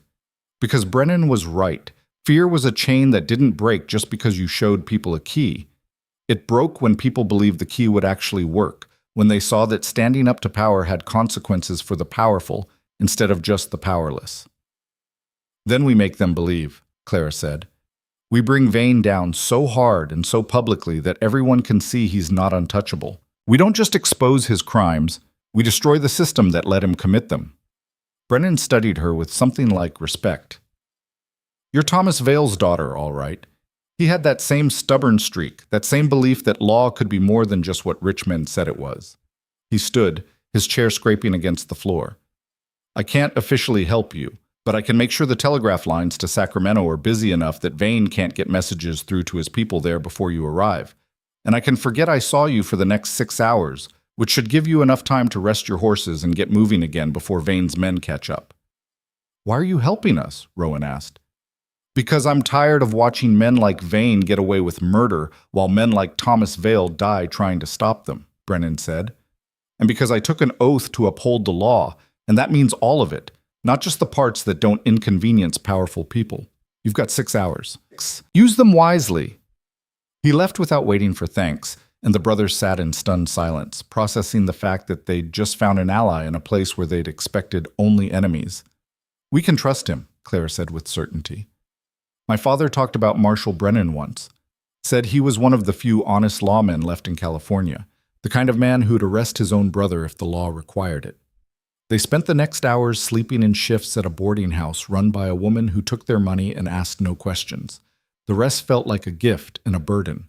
Their bodies desperately needed it, but every minute of stillness was another minute Vane's men could use to close the distance. When they rode out of Miller's Cross that afternoon, their horses were rested and their supplies restocked, but the weight of what they carried felt heavier than ever. They had evidence that could bring down an empire, but evidence alone wouldn't save them if Vane's men caught them before they reached Sacramento. The second night of riding was harder than the first. They were tired in ways that sleep hadn't fixed, running on determination and fear in equal measure. The road climbed now, entering the foothills where the mountains began their long rise toward the Sierra Nevada, and the air grew colder as the altitude increased. They passed through 2 more small towns, stopping only long enough to water the horses and confirm no one was watching for them. In the second town, they heard news that made their blood run cold. A group of riders had passed through that morning, asking about 4 men and a woman heading north, offering gold for information. They're ahead of us, Marcus said grimly. Vane sent men by the main road while we were resting. They're setting up a net between us and Sacramento. Then we go around, Rowan said, studying the map Clara had. There are smaller roads, mountain passes that take longer but avoid the main checkpoints. It'll add time, but it might keep us alive. They turned west into the mountains, following a track that was barely more than a deer trail, climbing into country where the trees grew thick and the silence felt like a physical presence. This was territory that belonged to bears and mountain lions more than men, and every shadow could hide threats they couldn't see until too late. But the isolation also meant safety from Vane's hunters. No one would expect them to take this route, sacrificing speed for stealth, trusting wilderness over civilization. On the third day, they descended from the high country into the valley where Sacramento sat like a promise they weren't sure they could keep. The capital was visible in the distance, a sprawl of buildings and church steeples, and the American flag flying over the territorial governor's mansion. So close, less than a day's ride if they pushed hard. But as they approached the final stretch of road, they saw riders blocking the way ahead. 6 men spread across the road in a line, armed and waiting, their horses fresh and their faces hard with purpose. Vane's men. Had to be. We can't fight 6 of them, Caleb said, stating the obvious. We can't outrun them either, Marcus added. Not with horses this tired. Rowan's mind raced through options, discarding each one as fast as he thought of it. They were trapped between the mountains behind them and armed men ahead, with evidence that could save lives or die with them depending on decisions made in the next 60 seconds. Then Clara did something none of them expected. She rode forward, alone, directly toward the armed men. "Clara, no!" Finn shouted, but she didn't stop. She pulled up 20 yards from the line of riders, sat her horse straight and proud, and called out in a voice that carried clear through the morning air. "My name is Clara Vale. My father was Sheriff Thomas Vale, murdered 3 days ago by Silas Vane. I'm carrying evidence of Vane's crimes to Governor Fletcher. If you kill me, you kill any chance of justice ever reaching Redemption Springs. If you let me pass, you prove that law still means something in California." The riders shifted in their saddles, uncertain. These weren't professional killers. They were ranch hands and miners Vane had hired with promises of gold, men who'd probably never killed anyone and were suddenly being asked to murder a girl in broad daylight. The leader of the group, a thick-shouldered man with a scar across his jaw, walked his horse forward to face Clara directly. "Vane says you stole from him," the man said. "Says you killed his people." "Vane's a liar and a murderer," Clara replied without flinching, "and every man riding for him is choosing which side of history he wants to be on. The side that helped a killer keep killing, or the side that said enough and stepped aside. We're being paid to stop you." "Blood money," Clara said. "Paid with gold Vane stole from the territory, from families, from people who trusted him. You take that money, you become what he is. You let us pass, you become something better." The scarred man studied her, his face unreadable. Behind him, his companions were having the same crisis of conscience, their hands drifting away from their weapons as they realized they were being asked to shoot an unarmed girl who looked like somebody's daughter or sister. Finally, the scarred man spoke. "Vane's got a long reach. If we let you through and he finds out, we're dead men. If you stop us and we die, you're dead in ways that matter more than breathing," Clara said. "You'll be men who killed for money instead of principles. Men who looked at justice and chose to be obstacles instead of allies, and you'll know it every day for the rest of your lives." The silence stretched so long Rowan could hear his own heartbeat pounding in his ears. This was the moment everything pivoted, where the choice of a few hired guns could determine whether Clara's father had died for nothing or for something that mattered. The scarred man looked at his companions, saw the same doubt reflected in their faces, and made a decision that surprised everyone, including himself. "We didn't see you," he said. "We've been watching this road all morning, and we never saw 4 men and a woman ride past. That's what we'll tell Vane when he asks." He turned his horse sideways, and one by one his companions did the same, opening the road. Clara didn't thank them. She just nodded once, with the dignity of someone who understood that these men had just risked their lives for strangers and rode through the gap they'd created. The Creed brothers followed, holding their breath until they were past the line and the road stretched open ahead. No one spoke until they were a mile clear and the riders had disappeared behind them. "That was either the bravest or the stupidest thing I've ever seen," Marcus said finally. "It was both," Clara replied, her hands shaking slightly now that the moment had passed. "But my father used to say that courage and stupidity look exactly the same until you know how the story ends." They reached Sacramento that evening as the sun was setting, turning the territorial capital golden and clean in ways that Redemption Springs had never been. The governor's mansion sat on a hill overlooking the city, a white building with columns that suggested civilization and order and all the things frontier towns aspired to without ever quite achieving. But getting to the mansion and getting an audience with Governor Fletcher were different challenges entirely. The building was guarded, surrounded by clerks and assistants and the kind of bureaucracy that existed to filter out inconvenient people with inconvenient truths. They spent the night in a boarding house, planning their approach, knowing they'd likely only get one chance to make their case before Vane's influence caught up with them. The next morning, Clara, dressed in the cleanest clothes they could buy, pinned her father's badge to her dress like a talisman, and walked up to the mansion's front door while the brothers waited in the gardens, ready to intervene if things went wrong. She was stopped at the entrance by a secretary, a thin man with spectacles and the officious manner of someone who enjoyed saying no. The governor doesn't take meetings without appointments, he said. If you'd like to submit a written request, we can schedule something for next month. I don't have until next month, Clara said. I have evidence of massive fraud against the territorial government, evidence of murder and theft and judicial corruption. I need to see Governor Fletcher today, right now, before the men who committed these crimes can cover them up. The secretary looked at her like she was one of 100 desperate people who showed up claiming urgent business. Everyone says their matter is urgent, miss. The governor has a process for a reason. Clara pulled out the ledger showing Vane's tax fraud and slammed it on the secretary's desk hard enough to make the man jump. This shows 15,000 ounces of unreported gold production, she said, her voice sharp with barely controlled rage. That's tens of thousands of dollars in lost tax revenue. Revenue the territory desperately needs. If Governor Fletcher doesn't care about fraud on that scale, then California deserves every corrupt official bleeding it dry. The secretary opened the ledger, scanned the first page, and his expression changed. He wasn't stupid. He understood numbers, understood what they meant, understood that the girl standing before him wasn't just another crank with a grievance. "Wait here," he said, and disappeared into the mansion's interior. Clara waited, counting heartbeats, watching the door, praying that Fletcher was the man her father had believed he was. 15 minutes later, the secretary returned with another man, older, dignified, wearing the kind of expensive suit that suggested power and the gray hair that suggested experience. Governor Edmund Fletcher himself.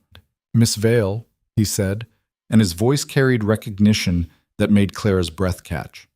"I knew your father. We served together in Mexico before the war.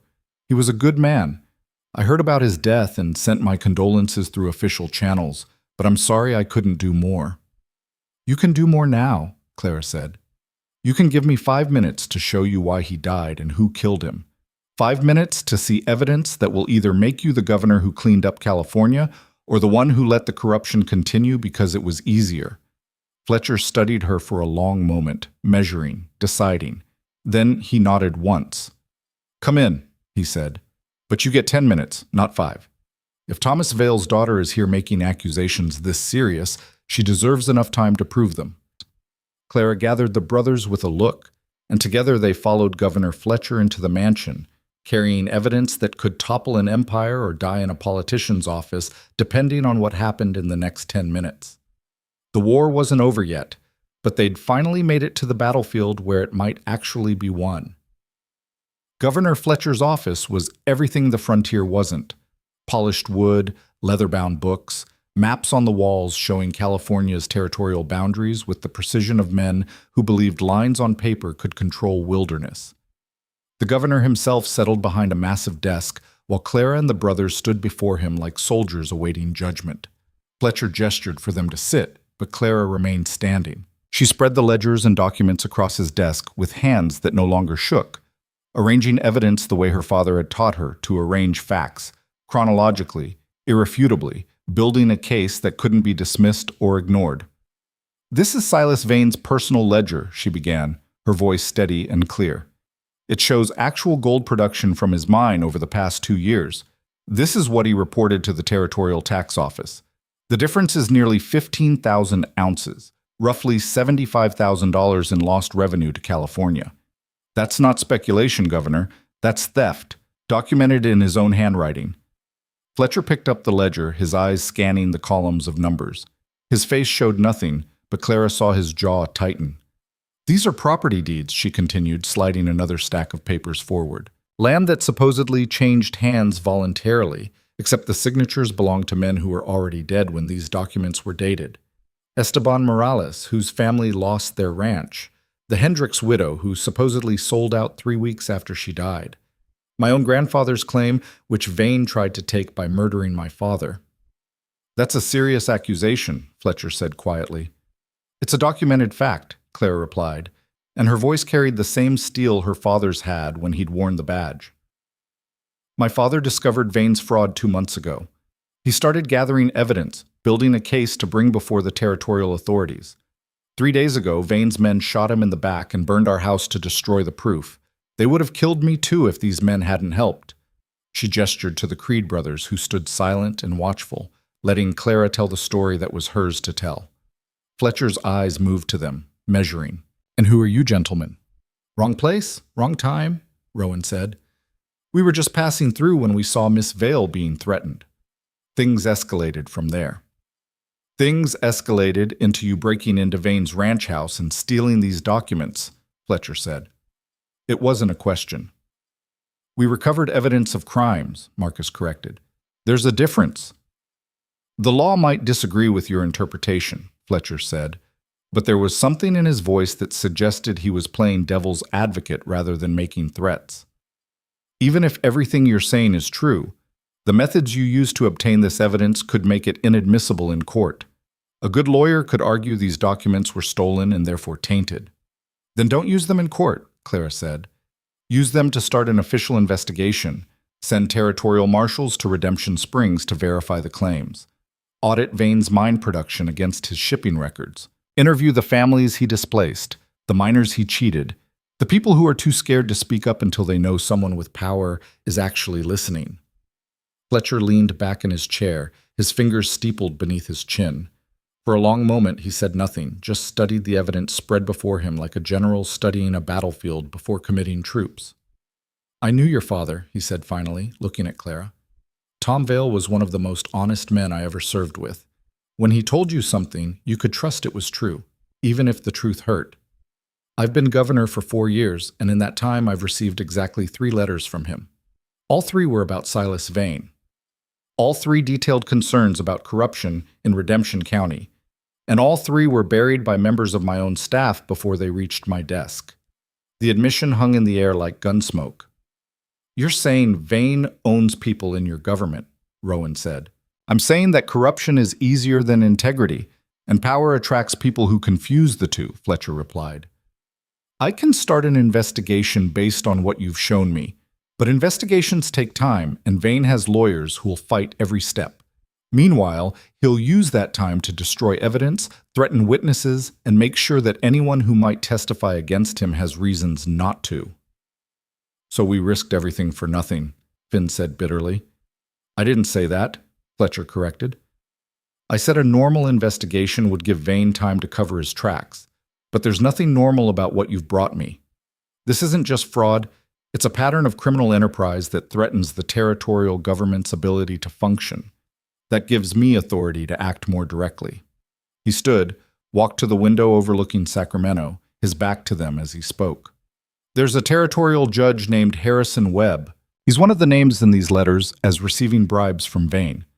If I move against Webb publicly, it sends a message that I'm serious about corruption. It also forces every other official on Vane's payroll to wonder if they're next." "Webb will deny everything," Clara said. "He'll say the letters are forgeries." "Probably," Fletcher agreed. "But denial requires explanation. An explanation requires him to account for money and decisions that won't survive scrutiny.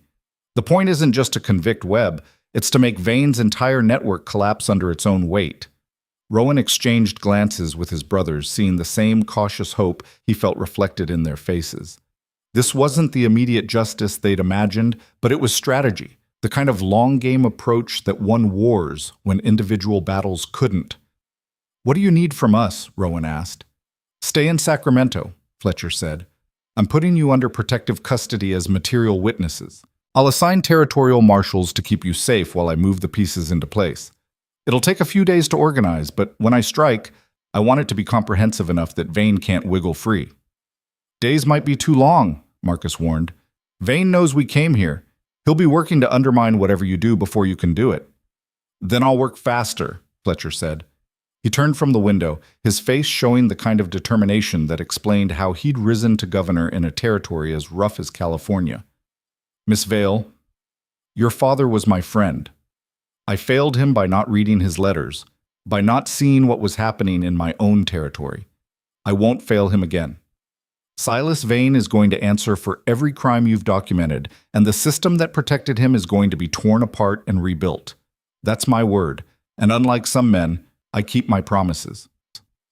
They were given rooms in a boarding house near the Capitol building, guarded by 2 territorial marshals Fletcher personally trusted. The accommodations were simple, but felt like luxury after days of running and sleeping in barns and abandoned shacks. Clara got her own room, the brothers shared another, and for the first time since the night they'd met her, they could rest without someone keeping watch for killers. That night, Clara knocked on the brothers' door.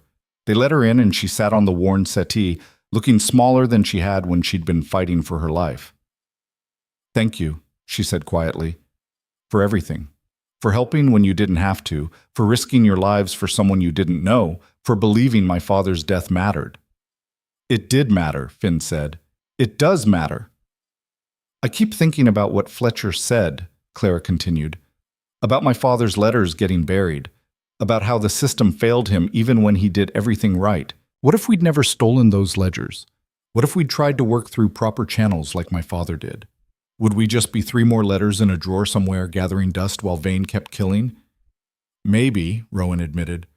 "The system's broken in a lot of places, but Fletcher's part of that system too, and he's choosing to fix it. Sometimes you need people who'll break the rules to show the rule followers where the cracks are." "My father would have hated how we did this," Clara said. "Breaking into buildings, stealing documents, acting outside the law. He believed in order, in process, in doing things the right way, even when the wrong way was easier." "Your father also believed in justice," Marcus said. "Sometimes justice needs a push to get moving, especially when power's been sitting on it for too long."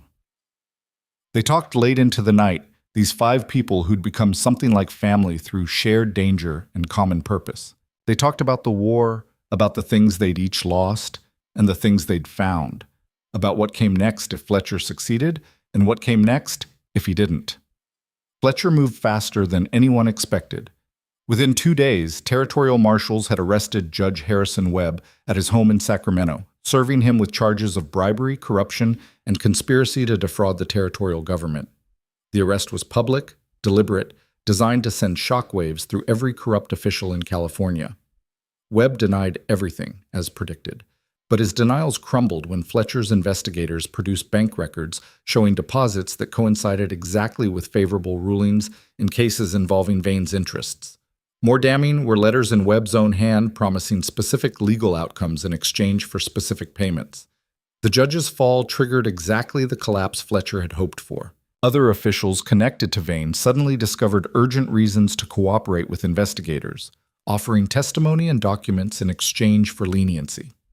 Each new witness exposed another thread of Vane's network, and each thread led to more crimes, more victims, more evidence of systematic corruption. But Vane himself remained untouched at his ranch, surrounded by armed men and lawyers, daring anyone to come take him. On the 4th day, Fletcher called Clara and the brothers to his office.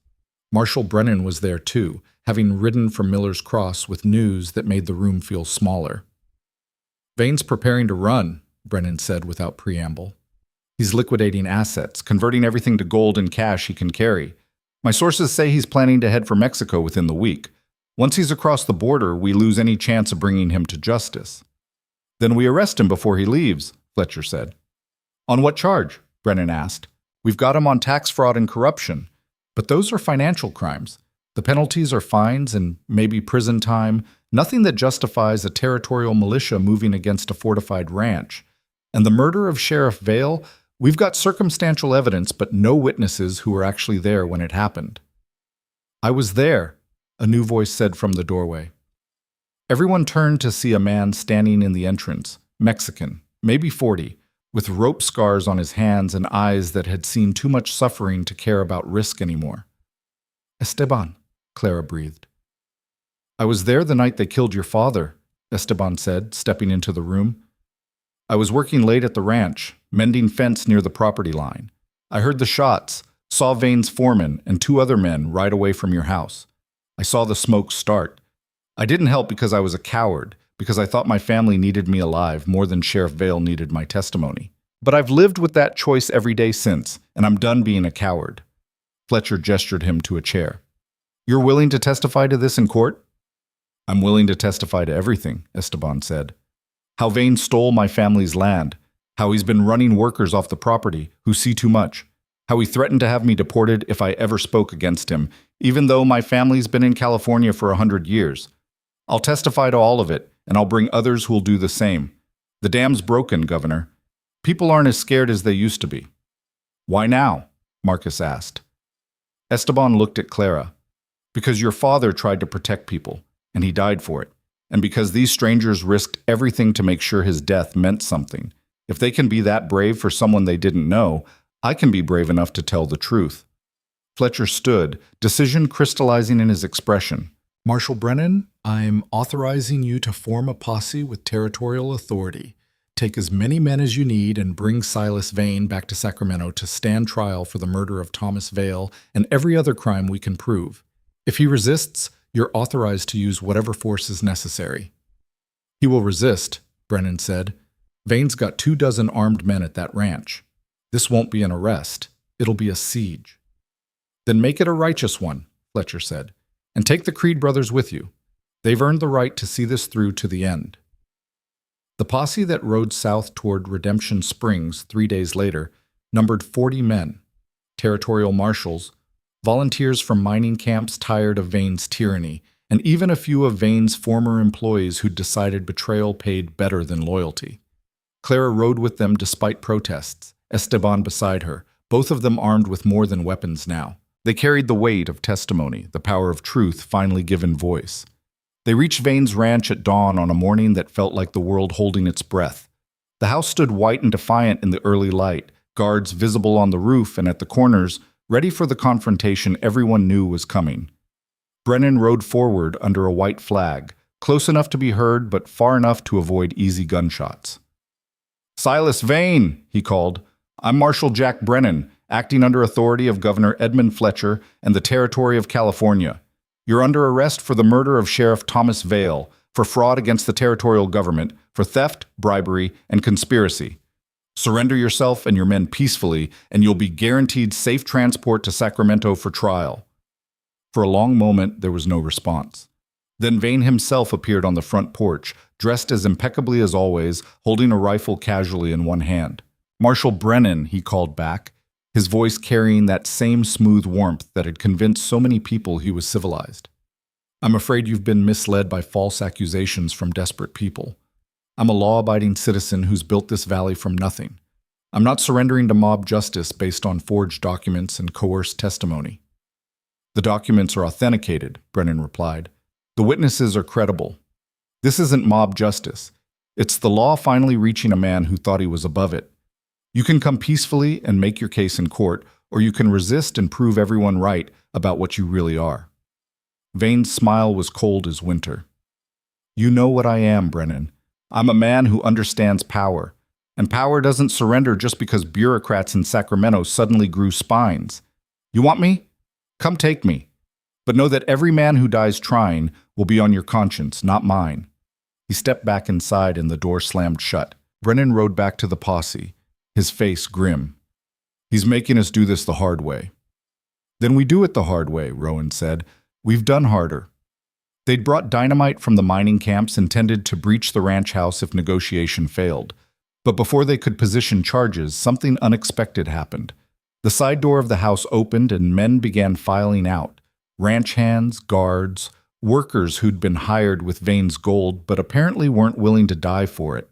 They came out with hands raised, weapons discarded, faces showing relief at the excuse to quit. Within 20 minutes, half of Vane's defensive force had surrendered, leaving him with maybe a dozen loyalists in a building that was starting to feel more like a tomb than a fortress. "Last chance, Vane," Brennan shouted. "Your men are abandoning you. Surrender now and live to see trial." The response came in the form of gunfire from the second-floor windows. Bullets kicked up dirt around the posse's position, forcing them to take cover behind wagons and rocks. The siege lasted 4 hours. Brennan's men surrounded the house, cutting off any escape routes, while sharpshooters kept Vane's remaining defenders pinned. Twice they tried to set charges against the foundation, and twice they were driven back by concentrated fire from the windows. It was Clara who finally ended it, in a way none of them expected. She stood up from behind the wagon they'd been using for cover, stepped into the open despite Rowan grabbing for her, and walked toward the house. Bullets didn't fly. Maybe because Vane was curious. Maybe because even his most loyal men couldn't quite bring themselves to shoot an unarmed woman walking slowly across open ground. She stopped 50 feet from the front door and called out in a voice that carried pain and power in equal measure.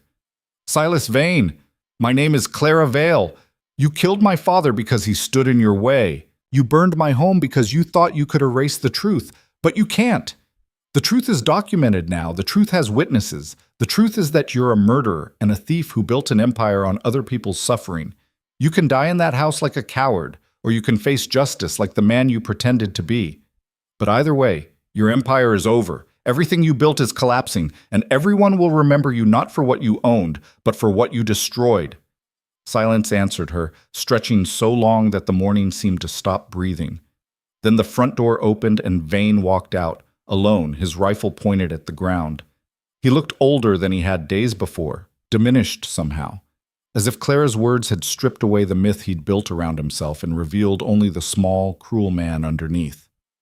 "I surrender," he said, and his voice carried none of its former warmth. "But I want assurances that I'll receive a fair trial, that I won't be lynched by a mob before I can defend myself." "You'll get exactly what you deserve," Brennan said, "which is more fairness than you ever gave Thomas Vale or anyone else you destroyed." They took Vane in irons, loaded him into a wagon surrounded by armed guards, and began the journey back to Sacramento. His remaining loyalists surrendered without further fight once they saw their leader caged. The ride back took 3 days, and Vane spent them in silence, staring at the passing landscape like a man cataloging everything he'd lost. Clara rode with the posse but never looked at him directly. She didn't need to. She'd already said everything that mattered. The trial began 2 weeks later in Sacramento's territorial courthouse, and it felt less like legal proceedings than a reckoning. The prosecution brought witness after witness, Esteban testifying about the night of Thomas Vale's murder, miners describing wage theft in dangerous conditions, families explaining how Vane had stolen their land through fraud and intimidation. Each testimony added another stone to the weight-crushing vein beneath evidence of his own making. His lawyers fought brilliantly, challenging evidence and credibility, but they couldn't overcome the sheer volume of documentation. Vane's own ledgers convicted him of fraud. The forged deeds proved theft. The letters to Judge Webb demonstrated corruption, and Esteban's eyewitness account of the murder sealed the case. The jury deliberated for less than 3 hours before returning with guilty verdicts on all counts. The judge, brought in from San Francisco specifically to ensure impartiality, sentenced Vane to 30 years in territorial prison for fraud and conspiracy, to be served consecutively with a life sentence for the murder of Thomas Vale. When the sentence was read, Vane showed no emotion. He simply stood, nodded once to his lawyers, and allowed the marshals to lead him away. Clara watched him go from the gallery, Rowan and his brothers beside her, and felt something she hadn't expected. Not satisfaction exactly, not joy at watching her father's killer convicted. Just a quiet sense that the world had been rebalanced slightly, that justice had happened, not because it was easy, but because people had chosen to make it happen. Governor Fletcher approached her after the verdict, his expression carrying approval and something like pride. "Your father would be proud of what you've accomplished," he said.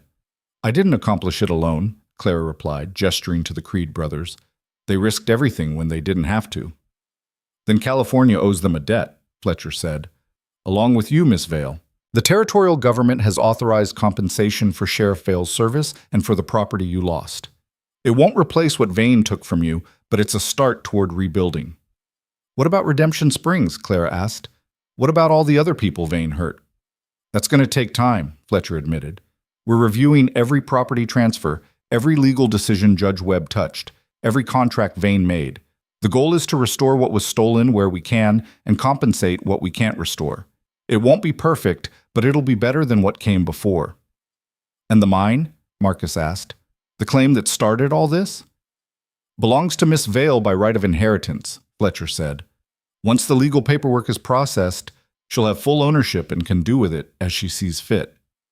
Clara looked at the deed she'd carried inside her dress for weeks, the paper that had survived fire and flight and violence to finally mean something again. Her grandfather's claim, her father's legacy, now hers to decide. "I want Esteban to run it," she said. "He knows mining, he knows the land, and he's earned the right to build something on ground that was stolen from him. I'll keep ownership, but he'll manage operations and share the profits. That seems fair." Fletcher smiled. "That seems more than fair, Miss Vale. That seems like the kind of thing your father would have done." The brothers stayed in Sacramento for another month while the legal complications sorted themselves out. Compensation was distributed, properties restored, and a new sheriff appointed to Redemption County, a man Fletcher personally vetted who understood the job was about protecting people, not protecting power. Esteban returned south to begin operations at the mine, bringing his family back from Mexico and hiring workers from the families Vane had displaced. The first gold they pulled from the ground was dedicated to building a memorial for Thomas Vale in the center of Redemption Springs, a reminder that some men stood against corruption even when it cost them everything. On the morning the Creed brothers finally prepared to leave Sacramento, Clara found them at the livery stable where they were saddling their horses. She'd changed in the weeks since the trial, looked less like someone running from tragedy and more like someone who'd survived it and found purpose on the other side. "Where will you go?" she asked. "North," Rowan said. "Oregon Territory, maybe. Heard there are towns up there that might want entertainment, might need people who know how to juggle and tell stories and maybe deal with problems the law can't reach. So you're going back to being showmen?" "Among other things," Finn said with a smile. "Turns out we're not bad at finding trouble when it needs finding." Clara pulled an envelope from her pocket and handed it to Rowan. "There's money in there. Payment for services rendered, plus a share of the first gold from the mine. Esteban insisted, and so did I. You saved more than just my life. You saved this whole valley from a man who would have kept destroying it for years." Rowan started to refuse, but Clara stopped him with a look. "My father taught me that debts need to be acknowledged," she said. "Not because money can pay for bravery or integrity, but because pretending there's no debt dishonors both the giver and the receiver. You gave me justice. Let me give you gratitude." Rowan took the envelope, nodded his thanks, and tucked it into his saddlebag. "What about you? What happens to Clara Vale now that the fight's over?" "The fight's not over," Clara said. "It's just different. Governor Fletcher offered me a position with the Territorial Land Office, reviewing property claims to make sure what happened to my family doesn't happen to others. I'm going to take it. Someone needs to remember that every piece of paper represents a family, a dream, a life. Might as well be someone who knows what it costs when those papers get burned." "Your father would be proud," Caleb said. "I hope so," Clara replied. "I'm trying to be the person he raised me to be. The person who stands up even when standing up is dangerous, who believes law can be more than just power with paperwork. He died believing that. I'm going to live proving it." They said their goodbyes in the early morning light, 4 brothers and the girl they'd saved, who'd ended up saving something bigger than any of them. No dramatic speeches, no promises to stay in touch they probably wouldn't keep. Just handshakes and a hug that Clara initiated with Finn because he looked like he needed it most. Then the Creed brothers rode north out of Sacramento, their wagon lighter now without the props and costumes they'd sold, but somehow feeling less empty than it had in years. They'd come to California to survive, to entertain, to drift through other people's lives without leaving marks.